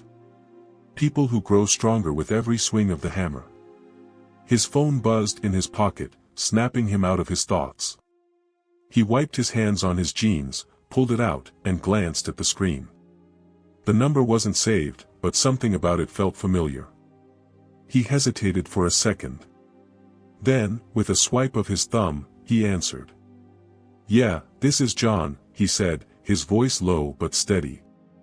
"Mr. Miller, this is Sarah Caldwell from the Harlan Community Center," the woman on the other end said, her voice polite but purposeful. "I hope I'm not catching you at a bad time." John raised an eyebrow, his eyes darting toward Jake, who was still hammering away. "Not at all, Miss Caldwell," John said, leaning against the edge of the porch. "What can I do for you?" "Well," she began, clearing her throat, "I'm calling, because we've heard about the work you've been doing with Lisa and Jake's house. Word travels fast in a town like this." John hummed, his eyes narrowing slightly. Small towns and their gossip networks, he thought. "Is that so?" he said, keeping his tone light. "It is," she continued, her voice warm but firm. "And I was wondering if you'd be interested in speaking with us about doing more of it. We got a lot of folks out here with homes that could use a little care." John's grip on the phone tightened, his eyes drifting toward the house. He could hear the thud of Jake's hammer behind him, steady and rhythmic. "More houses, huh?" he said slowly, his gaze distant but sharp. "That's right," she said. "We got materials, volunteers, and folks ready to pitch in, but what we don't have is someone with experience lead in a project like this. People here respect what you've done, Mr. Miller. Thought you might be the right man for the job." John stayed quiet for a moment. He could hear his own heartbeat in the pause. "Ms. Caldwell," he said slowly, his eyes locking onto Jake, who was now sanding the edges of the bench. "You mind if I think on it a bit?" "Of course, Mr. Miller," she replied. "Take your time. But I'll tell you this, sometimes, the right road don't show up twice." John let out a short breath, a small grin tugging at his lips. "Yeah," he muttered, glancing down at his boots, coated in sawdust. "I'm starting to figure that out." That night, John sat on the new bench he and Jake had built. It was sturdy, solid, and big enough for 3 people to sit comfortably. He ran his hands along the wood, feeling the smoothness of the surface. Jake had done most of the sanding, and it showed. No splinters. No rough patches. Just smooth, clean wood. Lisa stepped out of the house, carrying 2 mugs of tea. She walked over to the bench, offering him one. "Tea tonight?" John asked, his eyebrow raised as he took the mug. "Thought you could use something that wasn't coffee for once," she replied, sitting next to him. "Besides, it's good for thinking." John smirked, taking a slow sip of the tea. It was hot, a little sweet, and had a faint taste of mint. He nodded in approval. "Not bad," he admitted. "Not bad, huh?" Lisa said, grinning as she took a sip of her own. They sat in silence for a while, both watching the sky change from soft orange to deep purple. The first stars began to peek out, faint but persistent. "Jake told me about that call you got," Lisa said, breaking the quiet. "The one from the community center." John raised an eyebrow, turning to look at her. "Kid's got a big mouth," he muttered, taking another sip. "Big heart too," Lisa replied, nudging him with her elbow. "Bigger than most grown men I know." John glanced down at his mug, turning it slowly in his hands. They want me to head up a building project, he said softly, his eyes distant. More houses. More people. Lisa didn't say anything at first. She just watched him, waiting. And, she finally asked. John let out a slow, deep breath. Spent most of my life chasing after the next big thing, he said quietly, his voice thoughtful. Always thinking bigger meant more. More money. More power. More everything. He glanced at her. But this ain't about more. It's about enough. Lisa tilted her head, her eyes soft and full of understanding. Yeah, she said, her voice gentle but steady. Sometimes enough is the biggest thing you can have. John nodded, letting the weight of that truth settle in his chest. He leaned forward, resting his elbows on his knees. The stars were brighter now, filling the sky like pinpricks of light on a canvas of midnight blue. He looked over at Lisa, his expression clear, steady, and sure. I'm gonna do it, he said, his voice firm and final. Gonna build more. Lisa's grin grew slowly, like she'd been waiting for him to figure it out. Yeah, she said, leaning back against the bench. Figured you would.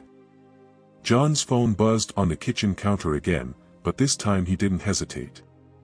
He answered it on the first ring. Ms. Caldwell, he said, his voice strong and clear. Let's talk about these houses. Her smile could be heard on the other end of the line. Glad to hear it, Mr. Miller, she said brightly. You won't regret it. Yeah, John replied, his eyes shifting to the porch where Jake was already measuring wood, his face full of quiet confidence. I know I won't. The first morning of the new project was filled with movement. Trucks rolled in, carrying stacks of lumber, bags of concrete mix, and crates of tools. The low rumble of engines and the hiss of hydraulic brakes echoed across the open lot. People from the community gathered near the edge of the site, some with cautious curiosity, others with quiet excitement. John stood at the center of it all, clipboard in hand, his eyes sharp and focused. He watched each truck unload, his gaze shifting between the workers and the supplies like a man who had seen this 100 times before. Except this time, it felt different. Unload the lumber over by the fence, John called to one of the drivers, pointing with his pen. We'll start framing from that side first. Got it, Mr. Miller, the driver shouted back, raising a hand as he shifted the truck into gear.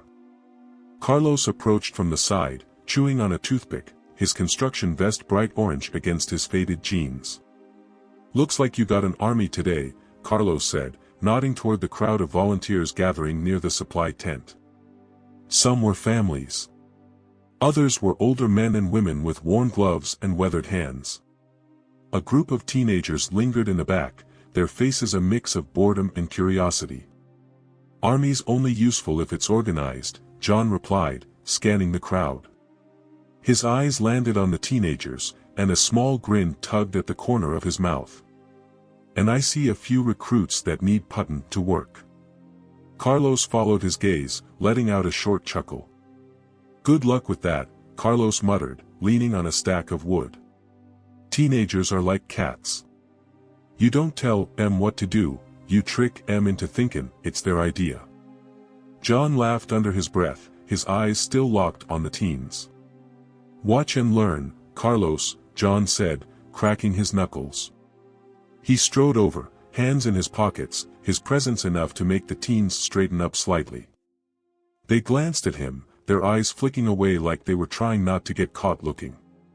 All right, John said, his voice loud but calm. Who here's ever used a power drill? None of them raised their hands. One of them, a tall kid with a hoodie pulled up despite the heat, muttered, I could probably figure it out. John nodded, tapping the side of his temple. Good answer, he said. Smart man knows he can learn anything if he's got patience. He crouched slightly, resting his forearm on his knee so he was at their level. Here's the deal. We're building houses, not castles.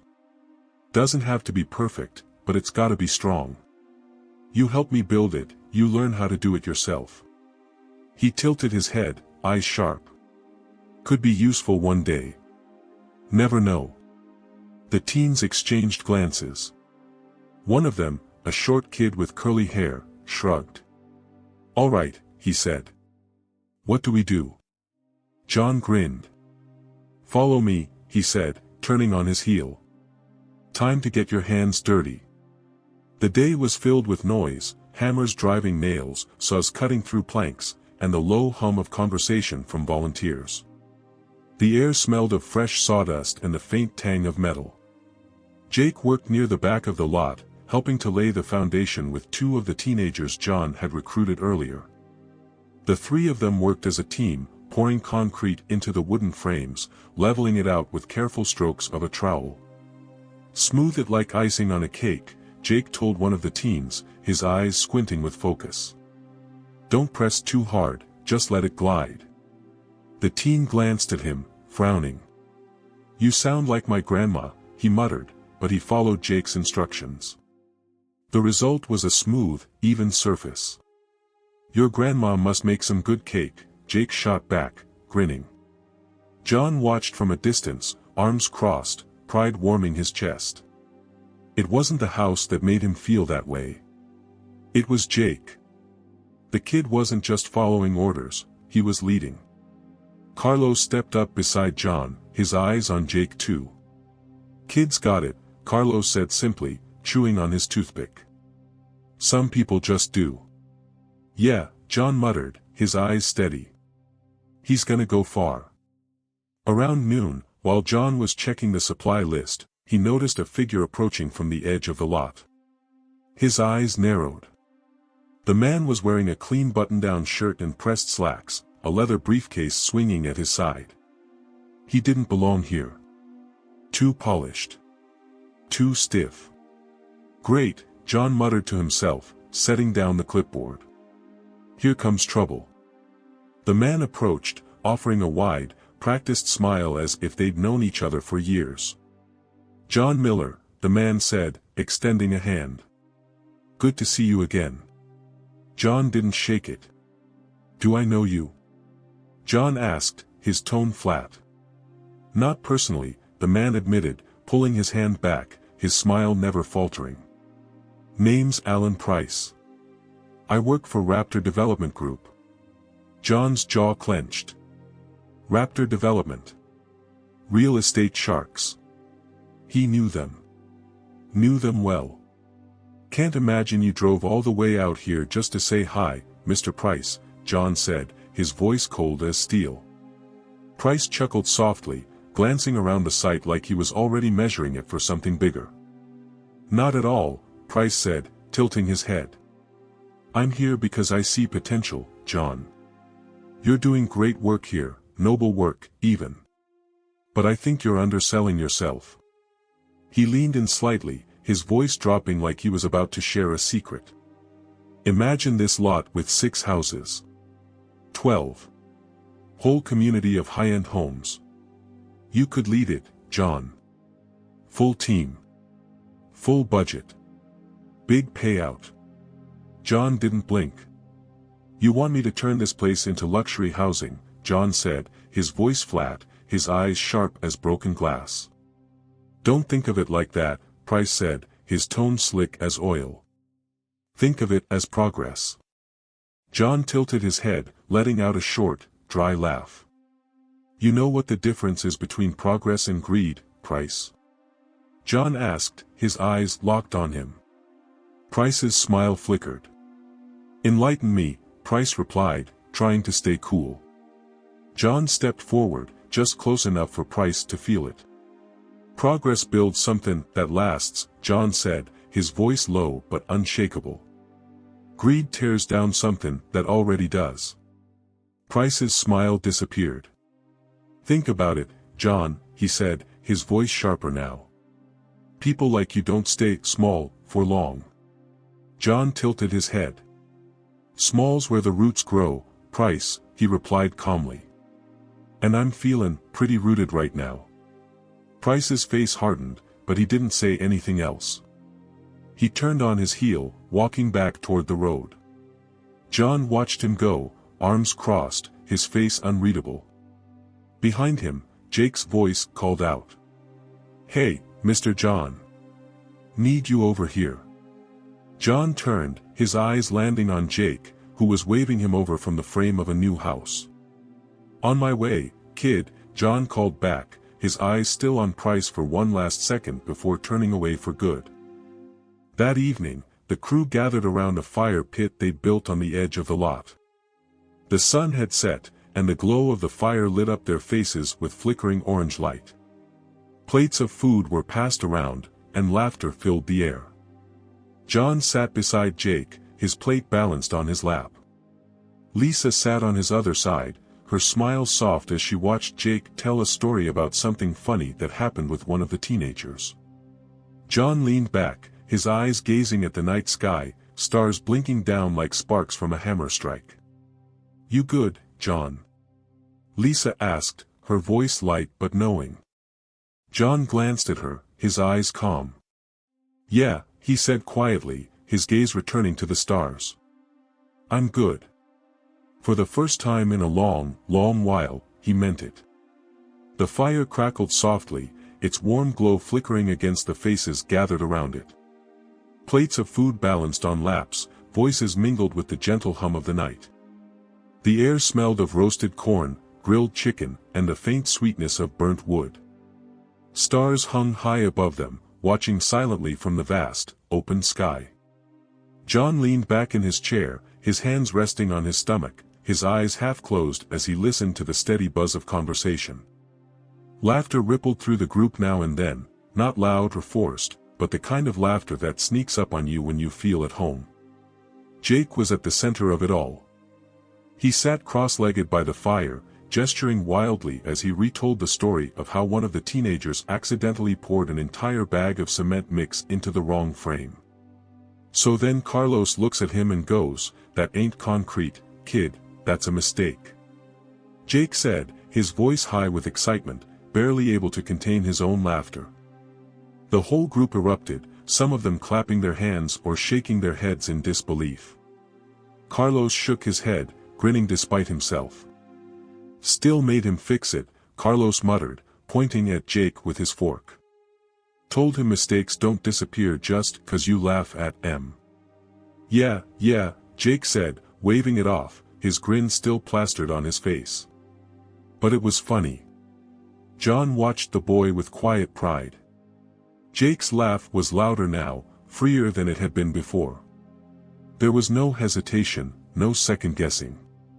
He was becoming the kind of person who knew where he stood, even when things didn't go right. That's the kind of foundation no storm can shake, John thought. Lisa leaned forward, nudging John's arm with her elbow. "You see him?" she asked, her voice low but filled with warmth. "Look at him." John nodded, his eyes never leaving Jake. "Yeah," he said quietly. "I see him." Lisa smiled, her gaze soft as she stared at her son. Later that night, the fire had burned down to glowing embers. The crowd had thinned, most of the volunteers heading home. Jake had fallen asleep in a chair, his head tilted back, mouth slightly open, the kind of sleep only kids and honest workers could manage. Lisa draped a blanket over him before glancing at John. "Walk with me," she said, tilting her head toward the dirt road. John hesitated, glancing at Jake one more time, but then he stood, hands in his pockets, and followed her. Their footsteps crunched softly on the gravel path. The air was cool now, crisp and still. Each breath felt sharp, fresh, like the world had been cleaned by the day's hard work. They didn't speak at first. The only sound was the quiet shuffle of their steps and the distant call of crickets. Finally, Lisa glanced at him. "You ever think about what comes next, John?" she asked, her voice soft but steady. John tilted his head, his eyes on the dirt beneath his boots. "Used to," he admitted, kicking a small stone off the path. "Back then, next was always something bigger. Bigger house. Bigger paycheck. Bigger deal." He shook his head slowly. "Never thought about enough." Just more. Lisa raised an eyebrow, giving him a sideways glance. And now? She asked. John sighed, tilting his head back to look at the stars. The sky stretched out forever, clear and wide, full of light he couldn't reach but could still see. Now, he said, his voice quieter than before. Now I think about leaving something behind. Lisa stayed quiet for a moment, her gaze thoughtful. That's a good answer, she said. Her eyes flicked to him, sharp but kind. Took you long enough to figure it out? John chuckled, rubbing the back of his neck. Yeah, he muttered, his grin small but real. Yeah, it did. A week later, a small white envelope arrived in the mail. It was plain, no logo, no flashy design, just John's name written neatly on the front in blue ink. He spotted it on the porch table as he walked up with a bag of groceries. Setting the bag down, he picked up the envelope, turning it over. No return address. He frowned, sliding his thumb under the flap and tearing it open. Inside was a folded letter, the paper smooth and thick. As he unfolded it, his eyes scanned the words at the top. Dear Mr. John Miller. On behalf of the Harlan Community Center and the residents of this town, we want to express our deepest gratitude for the work you've done. The house you built for Lisa and Jake Foster is more than just a home, it's a symbol of what we can achieve when we come together. You've reminded us that one act of kindness can build more than walls, it builds trust, hope, and a future. With that in mind, we'd like to offer you an official position as Director of Community Development. We believe you have the vision, heart, and leadership to guide future projects and change even more lives.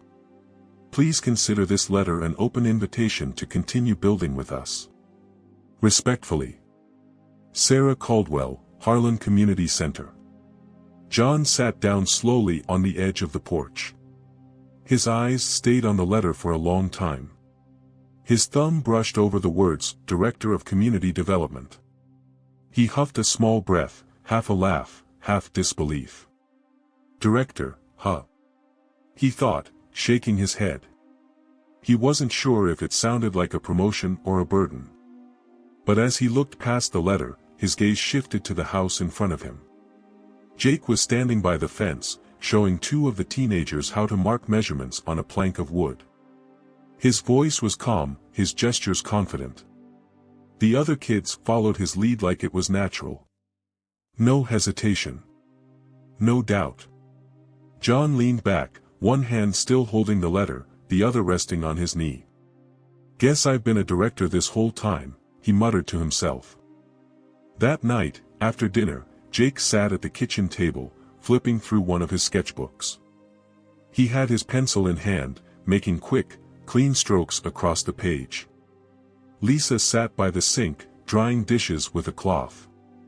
John sat at the end of the table, his eyes on the letter in his hands. He folded it neatly, setting it on the table. Jake, John said, his tone firm but not harsh. Jake glanced up, his pencil stopping mid-stroke. Yeah. John tapped the folded letter with his finger. Got offered a new job today, he said, watching Jake closely. Jake leaned forward, curious. Yeah. What kind of job?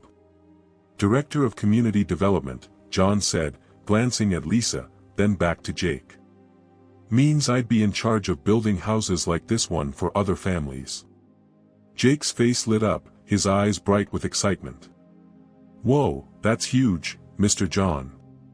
Jake said, sitting up straighter. You're gonna do it, right? John tilted his head, eyes narrowing. Don't know, he said, stroking his beard. Takes a lot of time. A lot of work. He looked at Jake, his gaze steady. What do you think? Should I do it? Jake blinked, clearly thrown off by the question. His eyebrows pulled together as he thought hard, his eyes flicking to Lisa, who smiled quietly but didn't say a word. Finally, Jake leaned forward, resting his elbows on the table. Well, he said, his face serious. When you see something worth building, you build it, right? John's eyes flickered, surprise flashing through them. Jake stared back, eyes unwavering. "Yeah, kid," John said, his voice soft but firm. "Yeah, you do." He reached over, grabbed the letter, and folded it again with slow, deliberate care. "I'm gonna do it," John said, setting the letter aside like it was already done. Jake's grin stretched wide, his eyes filled with something deeper than excitement. "Good," Jake said, picking up his pencil again. "'Cause we got more bridges to build." John leaned back in his chair, arms crossed, a proud smile on his face. "Yeah, kid," John said, watching him sketch with calm precision. "We do." The sun had just begun its slow climb over the horizon, casting a soft orange glow over the world. Morning dew shimmered on the grass like tiny jewels, and the crisp air carried the clean, earthy scent of a new day. John stood by the worksite, clipboard in hand, his boots firmly planted in the dirt. The site was larger than any he'd worked on before, 5 empty lots, side by side, waiting to be filled.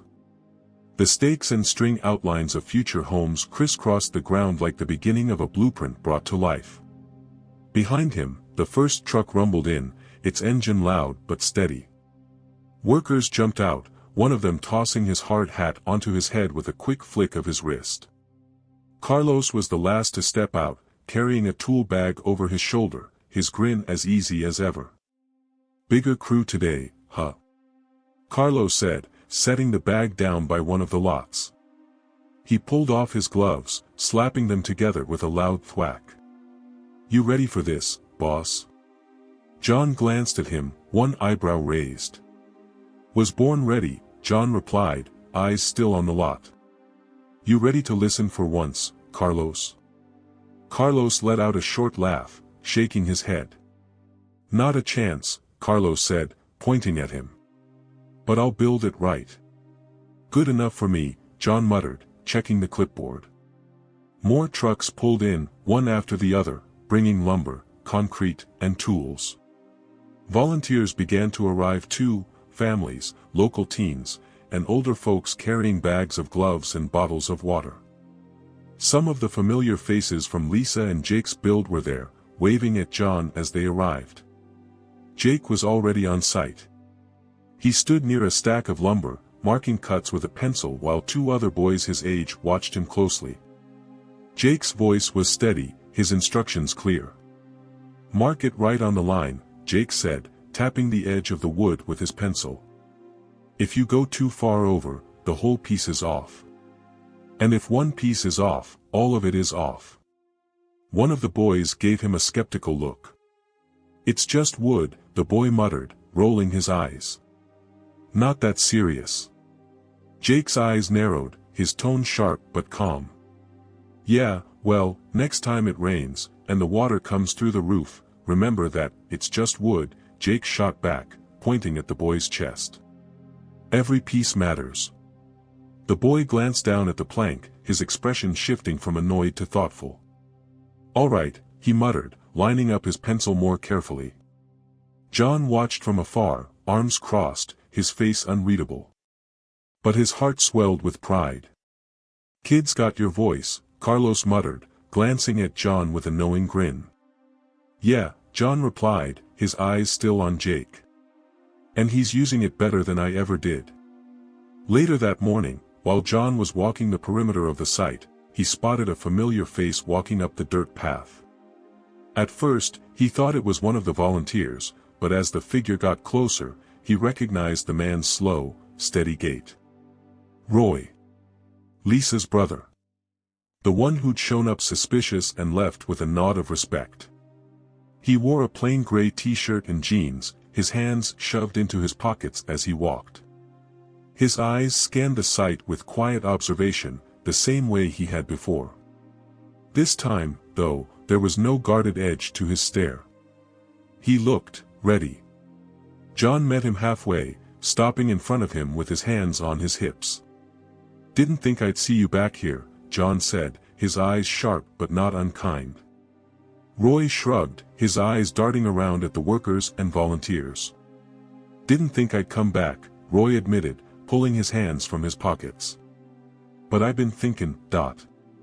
Dangerous habit, John replied, his lips curling into a grin. Roy huffed a short laugh, rubbing the back of his neck. Yeah, well, couldn't help it, Roy muttered. Thought maybe you could use another pair of hands. He glanced down at his palms, calloused from years of hard work. I know my way around a saw, and I ain't afraid of a ladder. John tilted his head, squinting at him. He let the silence stretch for a moment, testing the weight of the offer. Then, slowly, he extended his hand. Welcome to the crew, John said, his grip firm and steady. Roy nodded, his jaw tight like he was trying not to smile too wide. Don't expect me to call you boss, Roy muttered as he followed John toward the tool shed.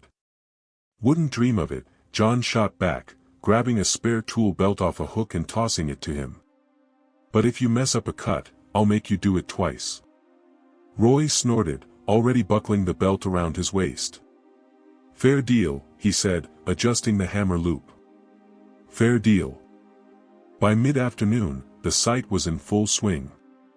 Walls were being framed, beams hoisted into place, and the smell of fresh-cut wood filled the air.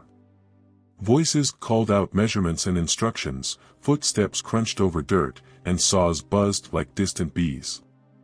John stood by a water cooler, filling a paper cup, when he spotted a sleek black car rolling up the dirt road. It stood out like a sore thumb, glossy, spotless, and completely out of place in a worksite like this. He knew that car. Alan Price. John sighed, crumpling his empty paper cup in his hand. He'd already sent Price packing once.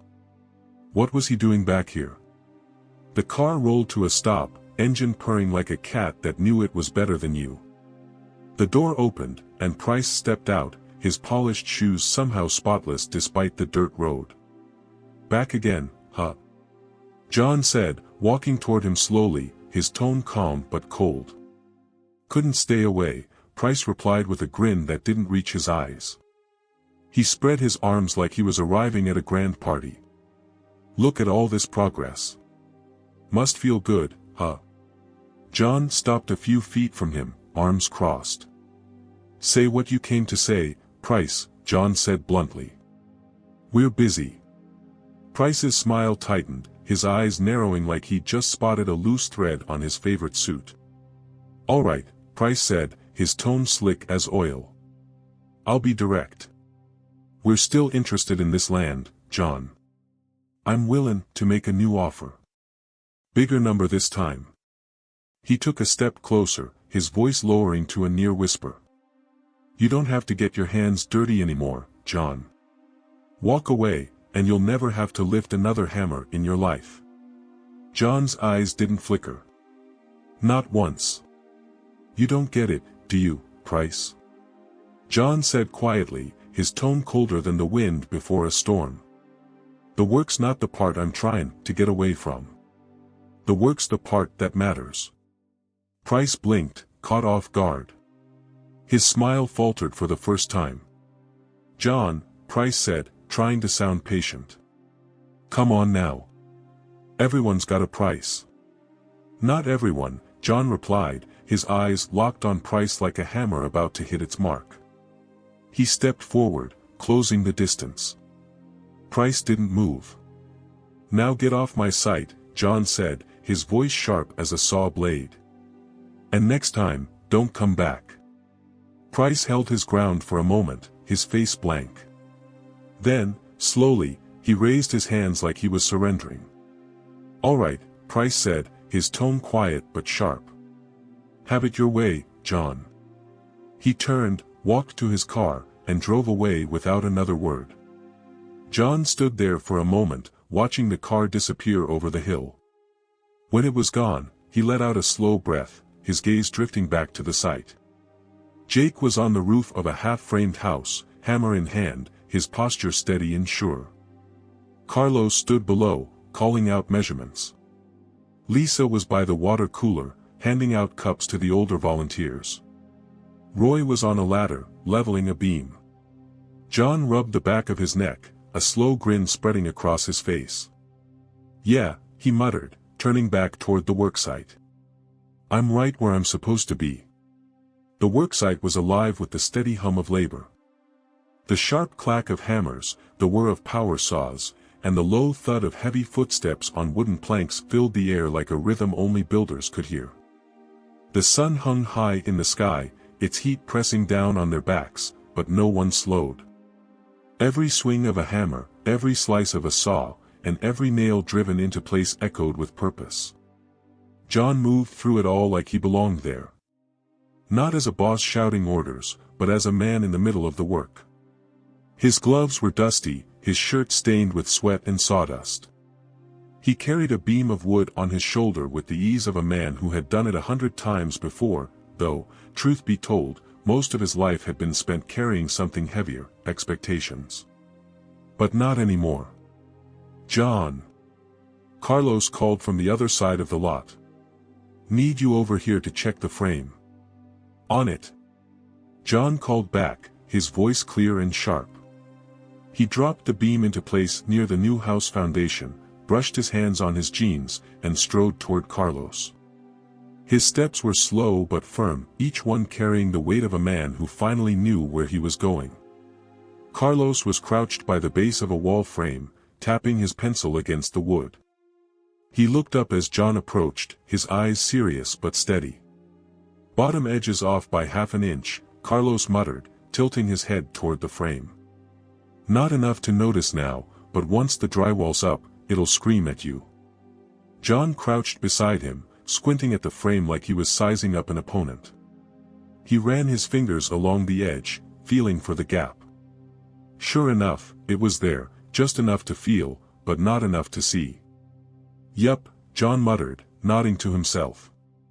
A little off at the start, and it throws the whole thing. Carlos raised an eyebrow, glancing at John. Life lesson in there somewhere, Carlos said with a grin. Yeah, John replied, his tone dry but thoughtful. Lesson I had to learn the hard way. They both chuckled quietly, and then John tapped the frame twice with his knuckles. Pull it, reset it, John said, standing back up. Ain't worth buildin' crooked just 'cause it's faster. Carlos nodded, already reaching for the crowbar. Pull and reset, he echoed with a grin. That's the motto now, huh? John glanced at him, tilting his head.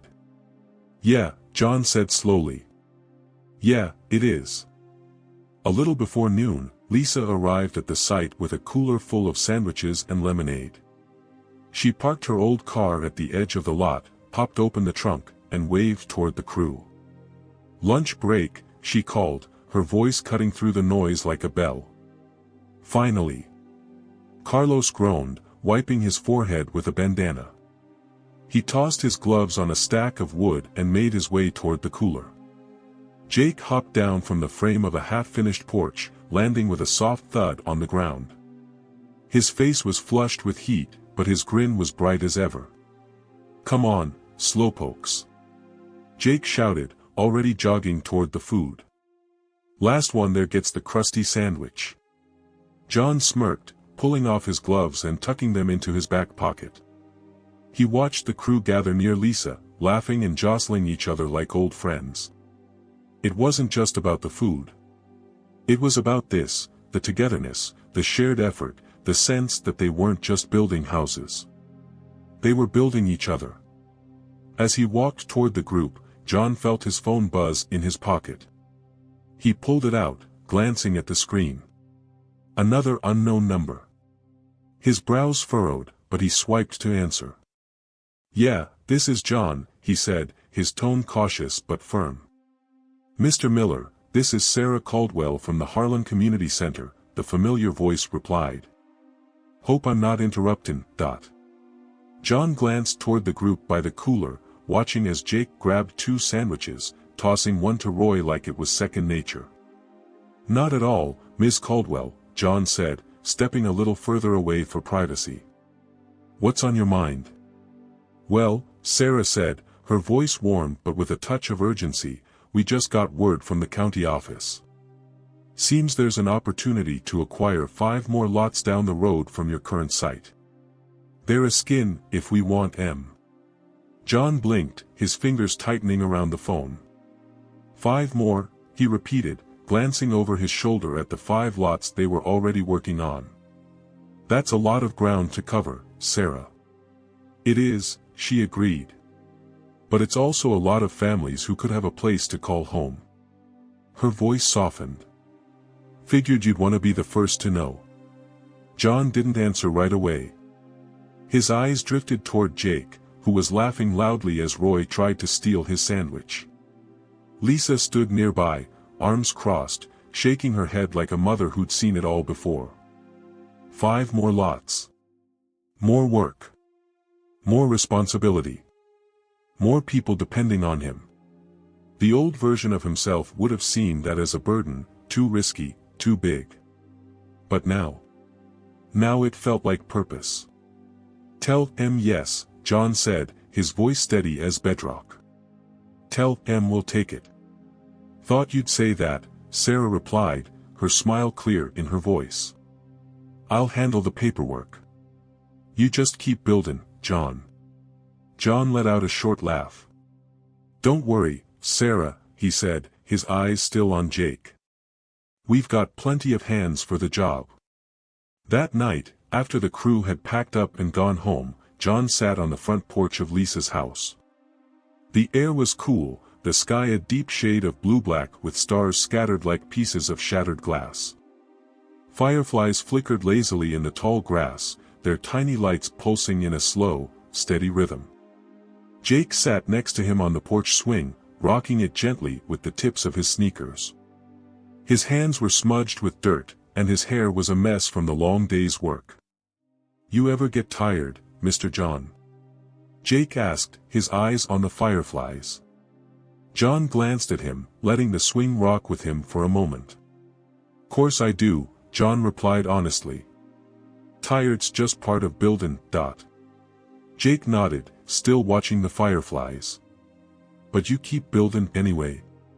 Jake asked, his voice quieter now. Yeah, kid, John said, his eyes locked on the distant tree line. You keep buildin' anyway. They sat in silence for a while, the swing creaking softly beneath them. Jake leaned his head back, his eyes on the stars. Think we'll ever build something that lasts forever? Jake asked, his voice far away like his thoughts were floating somewhere between the stars and the fireflies. John glanced at him, his heart steady and full. He reached out, ruffling Jake's hair, earning a half-hearted, hey, from the boy. We already are, John replied simply. Jake glanced at him, his face puzzled for a second. But then his eyes softened, and a slow grin spread across his face. Yeah, Jake said, tilting his head back to the sky. Yeah, we are. John leaned back, closing his eyes for a moment. The swing rocked slowly, the crickets chirped softly, and for once, there was no rush. No deal to close. No place to be. Just the sound of something built right.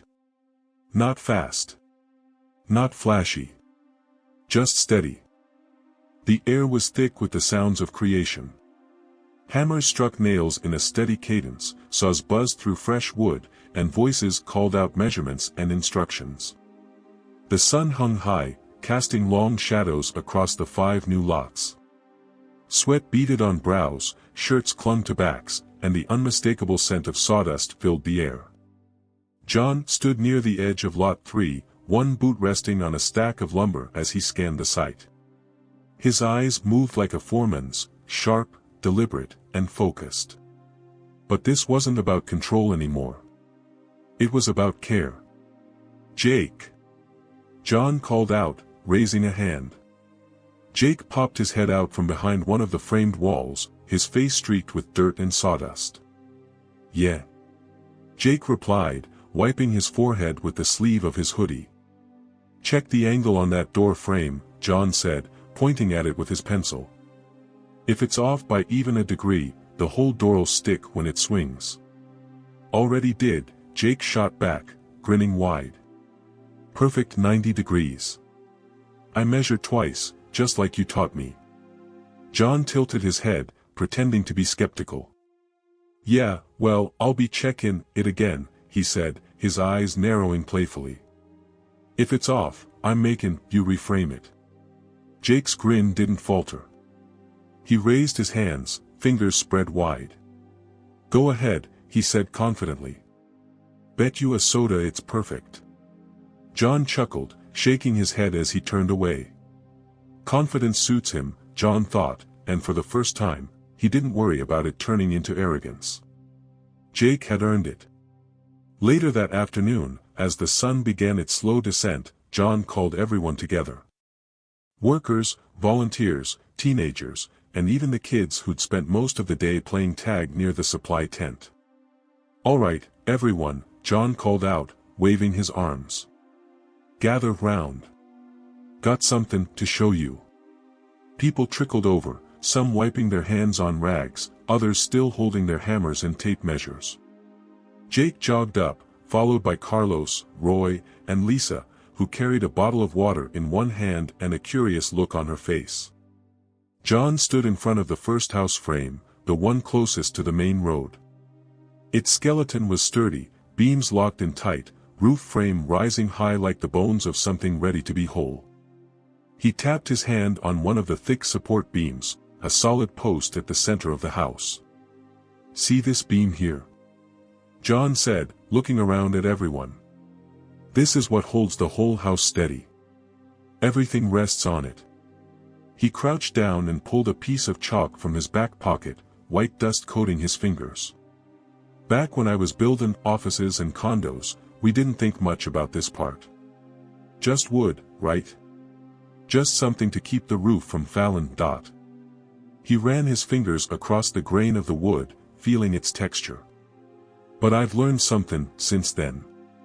If you're gonna build something to last, it's gotta carry more than just weight. It's gotta carry meaning. He glanced up at the crowd. People were quiet now, listening. Even the kids had stopped playing. Jake tilted his head, his brows furrowed like he was trying to figure out where this was going. So here's what we're gonna do, John said, standing up. He held up the piece of chalk like it was something sacred. We're gonna put our names on it. A ripple of murmurs moved through the crowd. Why? One of the teens asked, his hands stuffed in his hoodie pockets. 'Cause long after this house is finished, long after paint covers this beam and the walls go up, our names will still be here, John said, his eyes sweeping the crowd. No one'll see them, but they'll be here. They'll know they're here. And every time the family livin' here walks through that door, they'll be standin' on what we built. Names matter. He crouched again and pressed the chalk to the wood, slowly and deliberately writing his name in big, clear letters. John Miller. He stood up, brushing the chalk dust off his hands. Then he turned to Jake, holding out the chalk. Your turn, kid, John said, his voice steady but firm. Jake's eyes widened for a second, like he hadn't expected that. He glanced at John, then at the chalk. Slowly, he stepped forward, taking it in his hand. He crouched by the beam, his movements slow but sure. His fingers gripped the chalk tight as he pressed it to the wood, his hand moving in careful, steady strokes. Each letter was sharp and clear. Jake Foster. He sat back on his heels, his eyes locked on the name he'd just written. His name. His. John crouched beside him, resting his hand on Jake's shoulder. Looks good, John said quietly. Don't ever forget that name, kid. Jake glanced up at him, his eyes shining just a little. I won't, Jake muttered, his voice thick with something bigger than pride. Good, John replied, giving his shoulder a squeeze. One by one, the others stepped forward. Lisa wrote her name next, her letters neat but bold. Carlos added his, grumbling about how his handwriting looked like chicken scratch but smiling anyway. Roy wrote his name in all caps, then added a small, white medium star next to it like he was signing a letter. Even the kids wrote their names, wobbly, crooked letters that made everyone smile. By the end, the beam was covered in names. Some big. Some small. Some written in perfect, steady strokes, and others barely legible. But they were all there. "All right," John said, clapping his hands once. "Back to work. This house ain't buildin' itself." Everyone cheered, their voices louder, stronger than before. They weren't just workers. They were builders now. Their names were part of it. A talk at dusk. That evening, as the sun dipped behind the trees, Jake sat with John on the back of a flatbed truck. Their legs dangled off the edge, boots scuffing against the dirt. The air was cool now, carrying the soft, earthy smell of fresh-cut wood. Jake stared out at the 5 houses in progress, their frames outlined against the fading light. His gaze was steady, but his face was thoughtful. "Hey, Mr. John," Jake said, his voice quiet. "Yeah, kid?" Jake glanced down at his hands, running his thumb over his fingers. "You think these houses'll still be here when I'm grown?" he asked, his eyes fixed on the farthest house frame. John leaned forward, resting his elbows on his knees. He didn't answer right away. His eyes followed Jake's, gazing at the house taking shape in the distance. "Yeah," John said finally, his voice firm but quiet. "They'll still be here." Jake nodded slowly. "Even if nobody remembers our names?" Jake asked, his voice a little smaller this time. John tilted his head, letting the question settle. He glanced at Jake, his gaze sharp but kind. "Doesn't matter if they remember, kid," John said, his voice steady as stone. "We'll remember. And that's enough." Jake didn't answer right away. He sat there for a moment, his eyes far away, thinking. Then, slowly, he smiled. "Yeah," Jake said, his voice stronger now. "Yeah, that's enough." They sat there, side by side, 2 builders looking at the world they were shaping. The sun dipped lower, the stars began to flicker into view, and the wind moved gently through the trees, carrying the soft creak of wood settling into place. The houses stood strong, their beams steady, their foundations firm. Behind every wall, behind every beam, there would be names no one would ever see. Names that no storm could wash away. Names that wouldn't be remembered by strangers but would be felt by the families who lived inside. "That's legacy," John thought, glancing at Jake. "Not plaques. Not trophies. Names on the bones of something that stands." Jake leaned back, his eyes on the sky. "Hey, Mr. John," Jake said, his voice light but sure. "We should build more of them." John glanced at him, his eyes filled with pride in something bigger than pride. "Yeah, kid," John said, leaning back with him. "We will." The next morning, the worksite was alive with its usual rhythm. The hammers struck their beats, saws hummed in sharp crescendos, and voices called out in a practiced cadence of teamwork. But today felt different. It wasn't the work itself, it was the weight of what they'd built together. John stood near the edge of Lot 4, watching as Jake and a group of teenagers carried wooden planks toward the frame of a house. Jake was in the middle of explaining something, his hands moving as he talked. The teens listened, their faces a mix of respect and attention. "Kid's got M wrapped around his finger," Carlos said as he approached, sipping coffee from a thermos. John chuckled softly, his eyes still on Jake. "Not wrapped, Carlos," John said, shaking his head. "Earned. There's a difference." Carlos tilted his head, nodding slowly. "Fair point," Carlos muttered. He sipped his coffee again before glancing at John. "So, what's the next move, boss?" John didn't answer right away. His gaze shifted to the 5 lots, each at a different stage of progress. The skeletons of houses stood against the blue sky like promises waiting to be fulfilled. "Next move," John said slowly, his voice thoughtful, "is making sure every nail, every plank, every beam stands for something solid." Carlos raised an eyebrow, smirking. "Always gotta be philosophical, huh?" Carlos teased. Somebody's gotta keep you thinking, John replied, a grin tugging at his lips. Carlos let out a short laugh, shaking his head as he walked off to check on another team. Jake's idea. As the day stretched into afternoon, Jake jogged up to John, his face flushed from the heat but full of energy. He held a small notebook in his hand, the edges worn and smudged from use. "Mr. John," Jake called, waving the notebook as he approached. "Got something to show you." John turned, lowering the beam he'd been carrying onto a stack. "All right, kid," John said, wiping his hands on his jeans. "What you got?"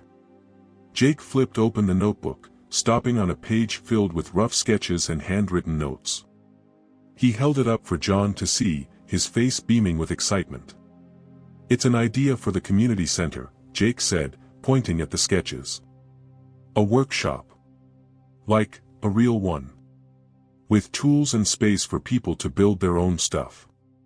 Furniture, repairs, whatever they need." John took the notebook, studying the sketches carefully. The drawings were rough but detailed, showing rows of workbenches, tool storage, and even an area for teaching.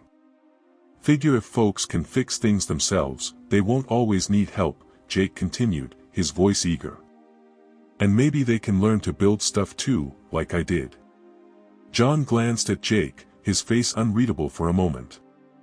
Then, slowly, he smiled. "Good idea," John said, handing the notebook back. Jake's grin widened, but his excitement didn't stop there. "And I was thinking," Jake added, flipping to another page. "We could name it after Grandpa. Call it Foster's Workshop. He always said if you can fix something, you can keep it alive longer." John's chest tightened at the words. He didn't speak right away. Instead, he placed a hand on Jake's shoulder, squeezing it gently. "Your grandpa'd be proud of that, Jake," John said, his voice quieter now. "Real proud." Jake looked up at him, his eyes bright with something deeper than excitement. "You think we can do it?" Jake asked. John straightened up, his expression firm. "We've built houses, kid," John said. "A workshop? That's easy." Jake laughed, his confidence returning full force. "All right," Jake said, pumping his fist in the air. "Let's do it." The community's voice. Later that evening, John and Jake presented the idea to Sarah Caldwell at the Harlan Community Center. Sarah sat behind her desk, her sharp eyes scanning the sketches Jake had spread out in front of her. "This is impressive," Sarah said, tapping her finger on one of the pages. "A workshop like this could be a game changer for a lot of families." "Jake's idea," John said, leaning back in his chair with a small grin. "Kid's got more vision than half the folks I've worked with." Jake blushed slightly but didn't look away from Sarah.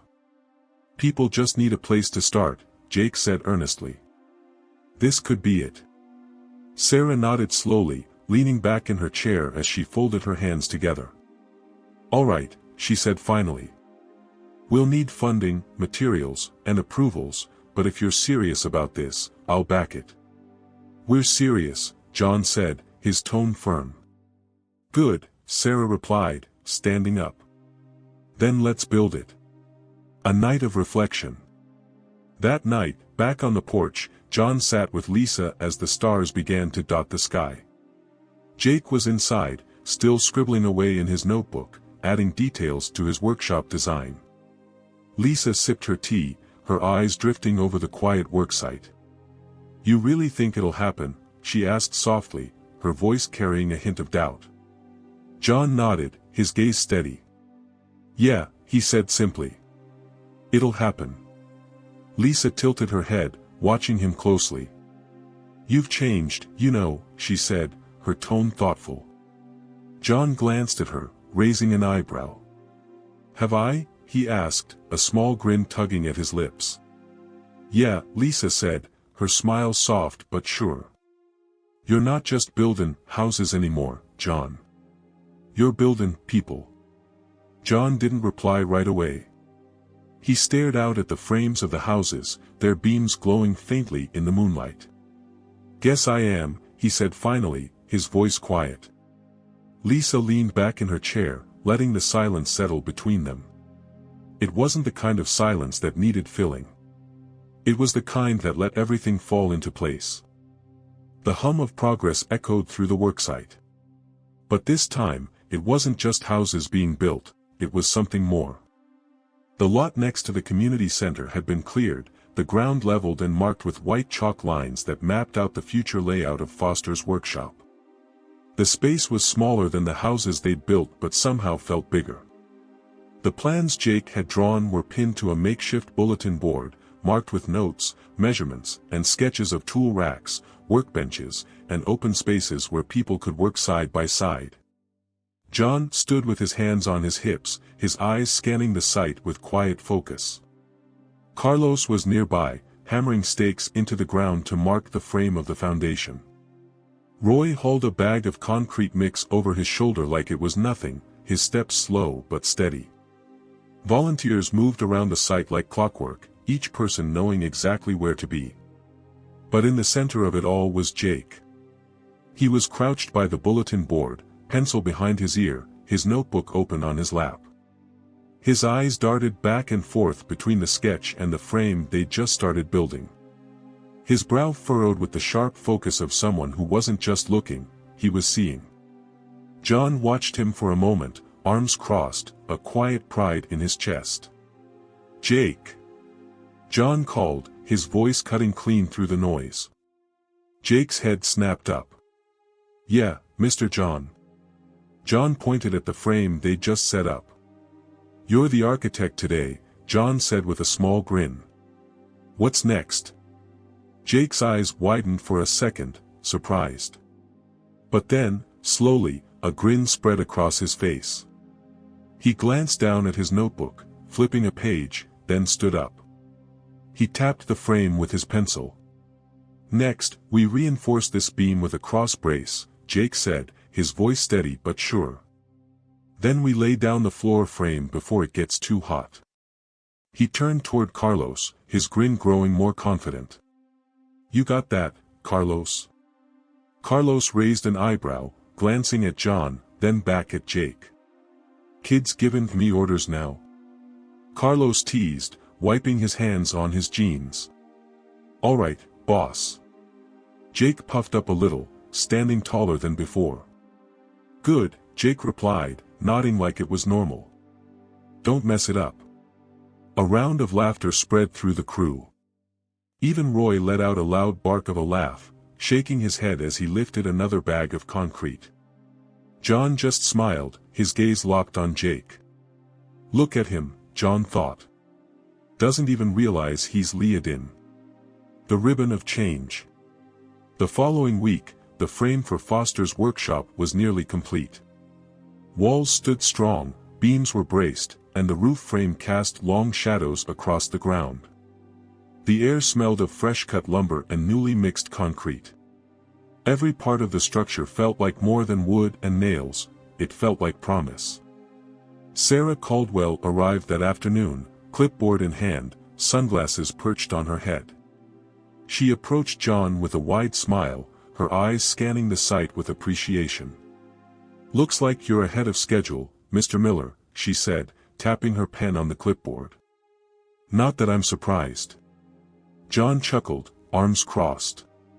"Don't like leaving things half-finished, Sarah," he replied. "Especially when people are counting on them." She nodded, glancing at the workshop. "You know," she said, tilting her head toward it, "this could be a landmark for this town. A place where people come to learn, grow, and pass that knowledge on." "Yeah," John muttered, his eyes on the frame. "That's the plan." Her eyes flicked toward him, studying him for a moment. "You used to build skyscrapers, right?" she asked suddenly. John raised an eyebrow, glancing at her. "Yeah," he replied. "High-rises, offices, condos. Big, shiny buildings full of people in suits." She smiled knowingly. "And now you're building workshops and houses," she said, a hint of curiosity in her tone. "Don't miss the view." John glanced up at the sky, his gaze distant for a moment. Then he looked back at Sarah. "View's better down here," he said simply. Her smile grew wider. "Can't argue with that," she replied, giving him a nod before walking off to check in with the other volunteers. The carving of the stone. The day before the grand opening of Foster's workshop, Jake had an idea. "Can we carve something into the foundation?" Jake asked as they stood by the freshly poured concrete slab. His hands were stuffed in his hoodie pockets, his eyes shifting between John and the smooth, gray surface. John tilted his head, curious. "Carve what?" John asked, squinting at the slab.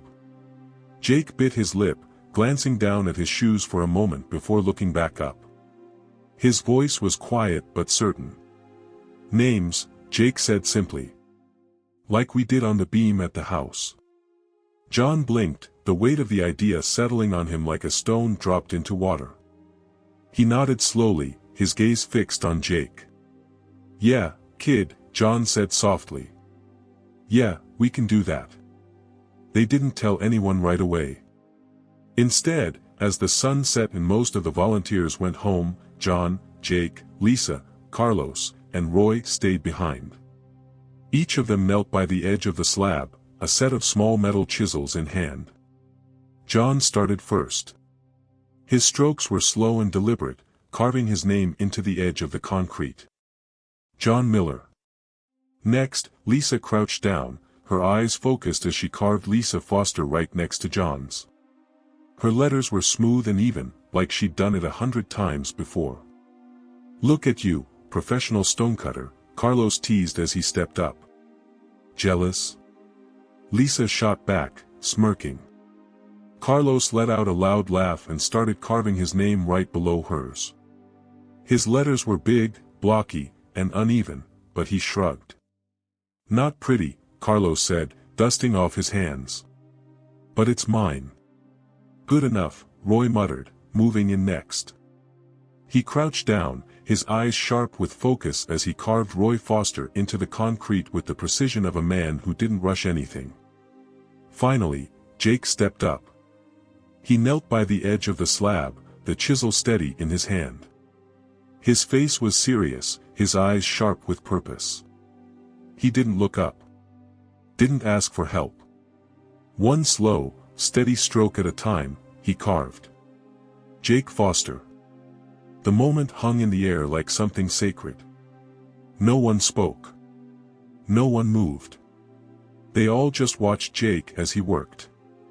When he finished, he blew the dust away from the letters and leaned back, staring at the name. His name. "Looks good, kid," John said, his voice soft but filled with pride. Jake turned, his eyes shining with something too big for words. "Yeah," Jake muttered, his voice thick with emotion. "It does." The grand opening. The day of the grand opening, the town gathered at the site. People stood shoulder to shoulder, their eyes filled with quiet awe as they stared at the new Foster's workshop. Banners hung from the beams, food trucks lined the road, and kids ran back and forth, laughing and chasing each other. At the front of the workshop, a large red ribbon stretched across the entrance. Sarah Caldwell stood next to John, holding a pair of large ceremonial scissors. She leaned toward him, her eyes sharp with humor. "Ready to make it official, Director," she teased. John snorted, shaking his head. "Just cut the ribbon, Sarah," he muttered. She laughed, raised the scissors, and snipped the ribbon clean. Cheers erupted from the crowd. People clapped, whistled, and shouted their approval. Jake stood next to John, his grin so wide it practically glowed. "Hey, Mr. John," Jake said, nudging him with his elbow. "What do we build next?" John glanced down at him, his eyes full of something steady and unbreakable. He looked up at the workshop, its strong frame standing tall against the blue sky. "Don't know, kid," John said with a slow grin. "But I'm guessing it's gonna be bigger." Jake nodded, his grin unwavering. Yeah, Jake said, eyes locked on the future. Bigger. The cheers from the grand opening of Foster's workshop echoed long after the crowd had begun to leave. The sun dipped lower in the sky, casting streaks of orange and gold over the horizon. The workshop doors were wide open, letting the fresh smell of sawdust and new beginnings drift into the evening air. John stood by the entrance, his arms crossed, his gaze steady on the space inside. The rows of workbenches were lined up neatly. The tool racks were fully stocked with hammers, drills, wrenches, and every tool you could think of. Natural light poured in from the wide front windows, making the place feel open and alive. But it wasn't just the tools that made it feel right. It was the people. Carlos was already at one of the benches, teaching a group of teenagers how to cut precise angles on a plank of wood. His voice was calm but firm, his hands guiding theirs like a mentor shaping his students. Roy stood near the back, helping an older man attach wheels to the bottom of a handmade cart. His face was focused, his fingers moving slowly but with precision. Each wheel was checked, double-checked, and only then did Roy nod in approval. Jake was at the center of it all, a small crowd of kids around him. They watched as he showed them how to measure and mark wood for cutting. His movements were smooth, his voice clear. Not loud, not bossy, just sure. He didn't hesitate, didn't second-guess himself. Every so often, one of the kids would ask, like this, "Jake," and he'd smile, nodding with quiet pride. "Yeah," Jake would say. Just like that. John's eyes lingered on Jake the longest. He watched the boy explain things, watched him teach, and it hit him all at once, he's not a kid anymore. He's a builder. Man's growing up right in front of you, Lisa's voice came from behind him, soft but strong.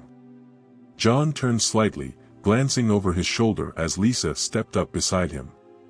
Her arms were crossed too, her eyes locked on Jake like she was seeing him for the first time all over again.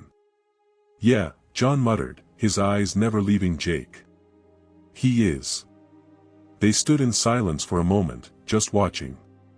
The quiet hum of saws and distant chatter filled the space like music. It wasn't loud, but it filled every corner. "He's got your patience," Lisa said, giving John a sideways glance. "Didn't used to, but I see it now." John raised an eyebrow, giving her a small, knowing look. "Patience, huh?" he said, a hint of humor in his voice. "Thought I was known for being stubborn." Lisa smirked, tilting her head. "Patience is stubborn, John," she replied. "It's just stubborn with purpose." John huffed a quiet laugh, rubbing the back of his neck. He didn't argue with her. She wasn't wrong. The gift. An hour later, most of the volunteers had left. The workshop lights were still on, casting a warm glow over the space. Jake sat at one of the workbenches, his sketchbook open in front of him, his pencil moving slowly as he drew something new. John walked up behind him, wiping his hands on a rag. "Whatcha workin' on, kid?" John asked, tilting his head to get a better look. Jake didn't glance up right away. He kept sketching, the tip of his pencil moving in smooth, deliberate lines. "New design," Jake said, his voice distant, fully focused. "Thinkin' of a table with drawers on both sides. That way, two people can work on it at the same time." John's eyebrows lifted in surprise. "Two people, huh?" John said, leaning in closer. "That's smart. Keeps folks from fightin' over space."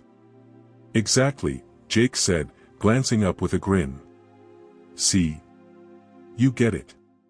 John nodded slowly, tapping the table with his knuckles. "You're thinkin' ahead, kid," John said, his voice filled with pride. "That's how you build something that lasts." Jake smiled, looking down at his sketch. "Yeah," Jake muttered. "I want to make stuff that lasts." John didn't say anything right away. He just watched him, his heart full of something too big for words.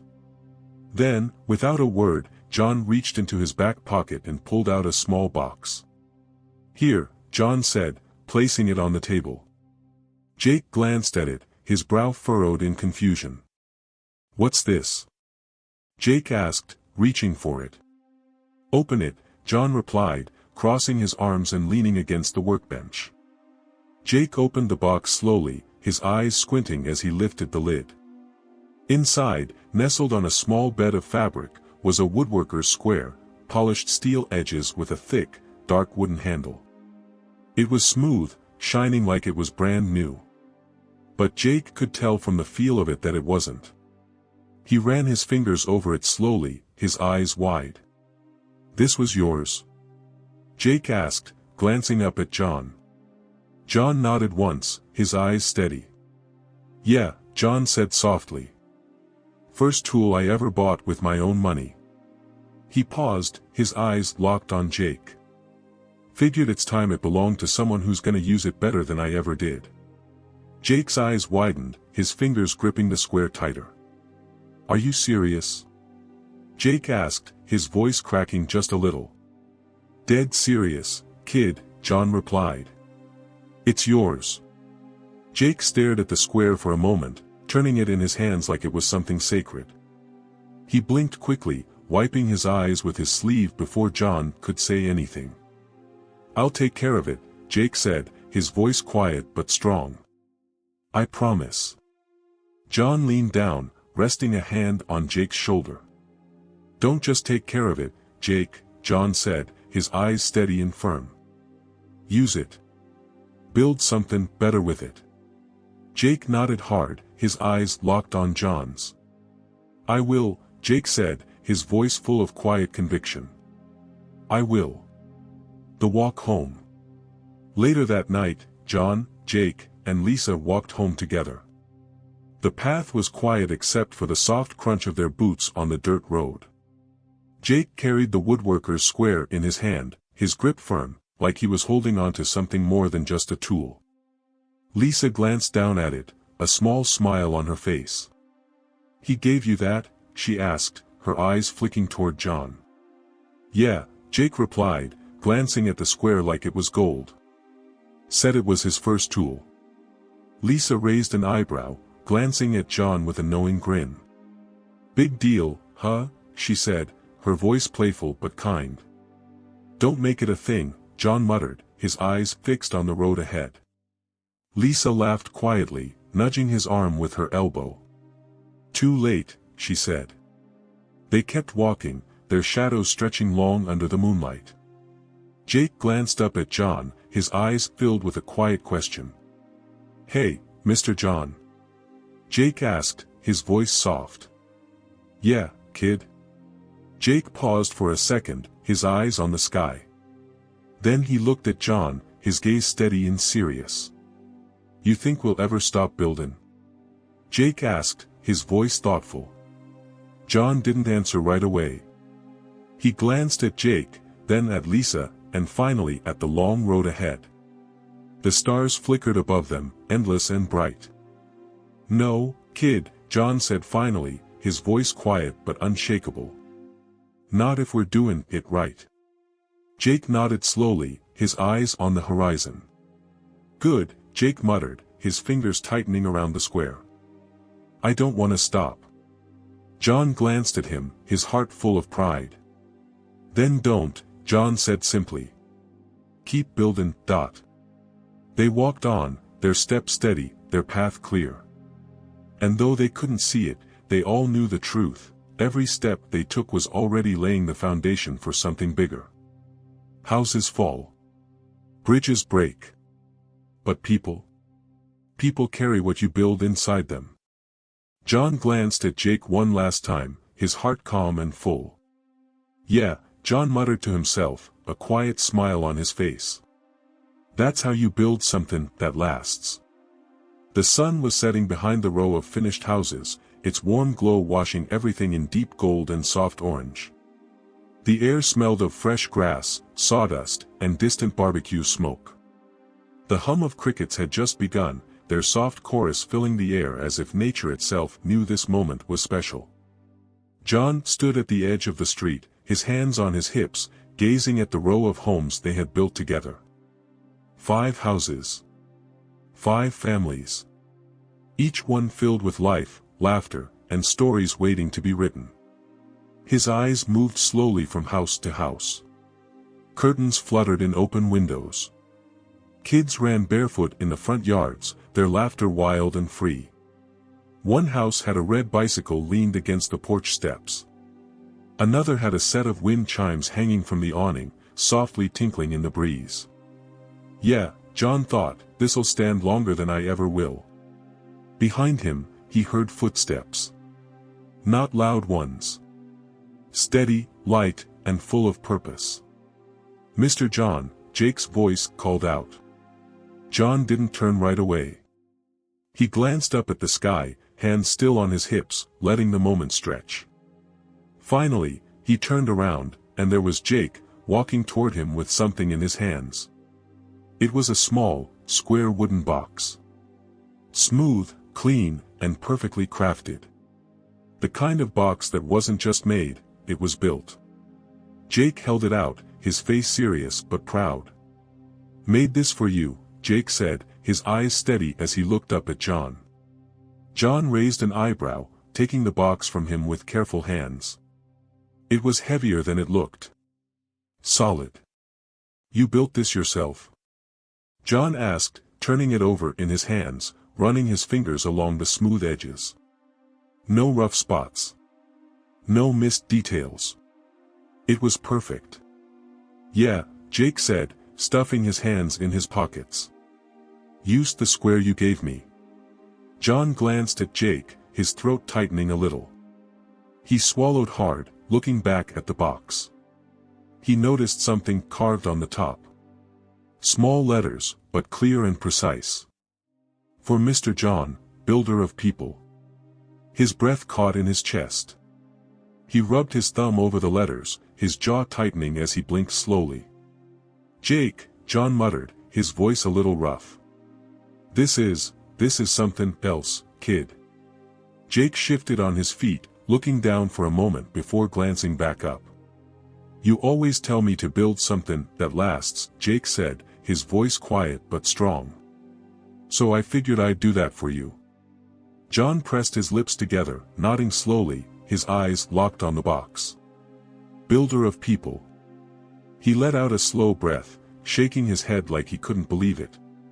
"Not bad, kid," John said, his voice rough but steady. "Not bad at all." The celebration. That night, the whole town gathered near the workshop. Tables were lined with trays of food, roasted chicken, fresh cornbread, plates of cookies, and bowls of fruit. Strings of lights hung from post to post, glowing soft and warm like tiny stars. People moved between tables, plates in hand, laughter and conversation filling the air.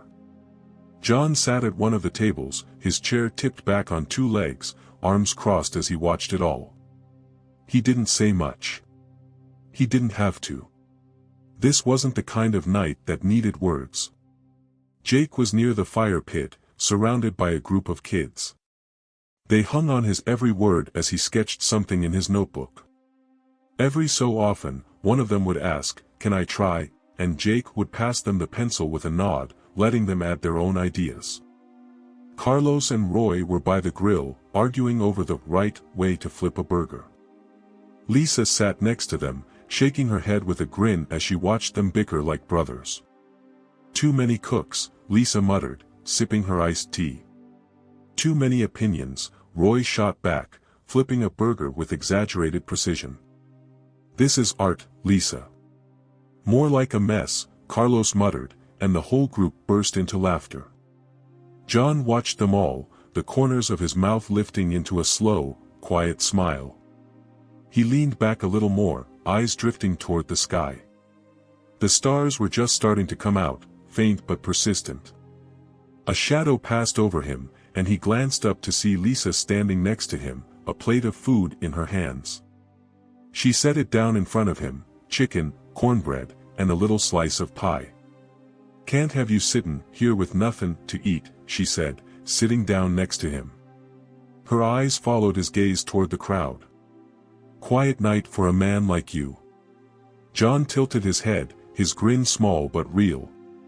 Quiet's good, John muttered, picking up a piece of cornbread.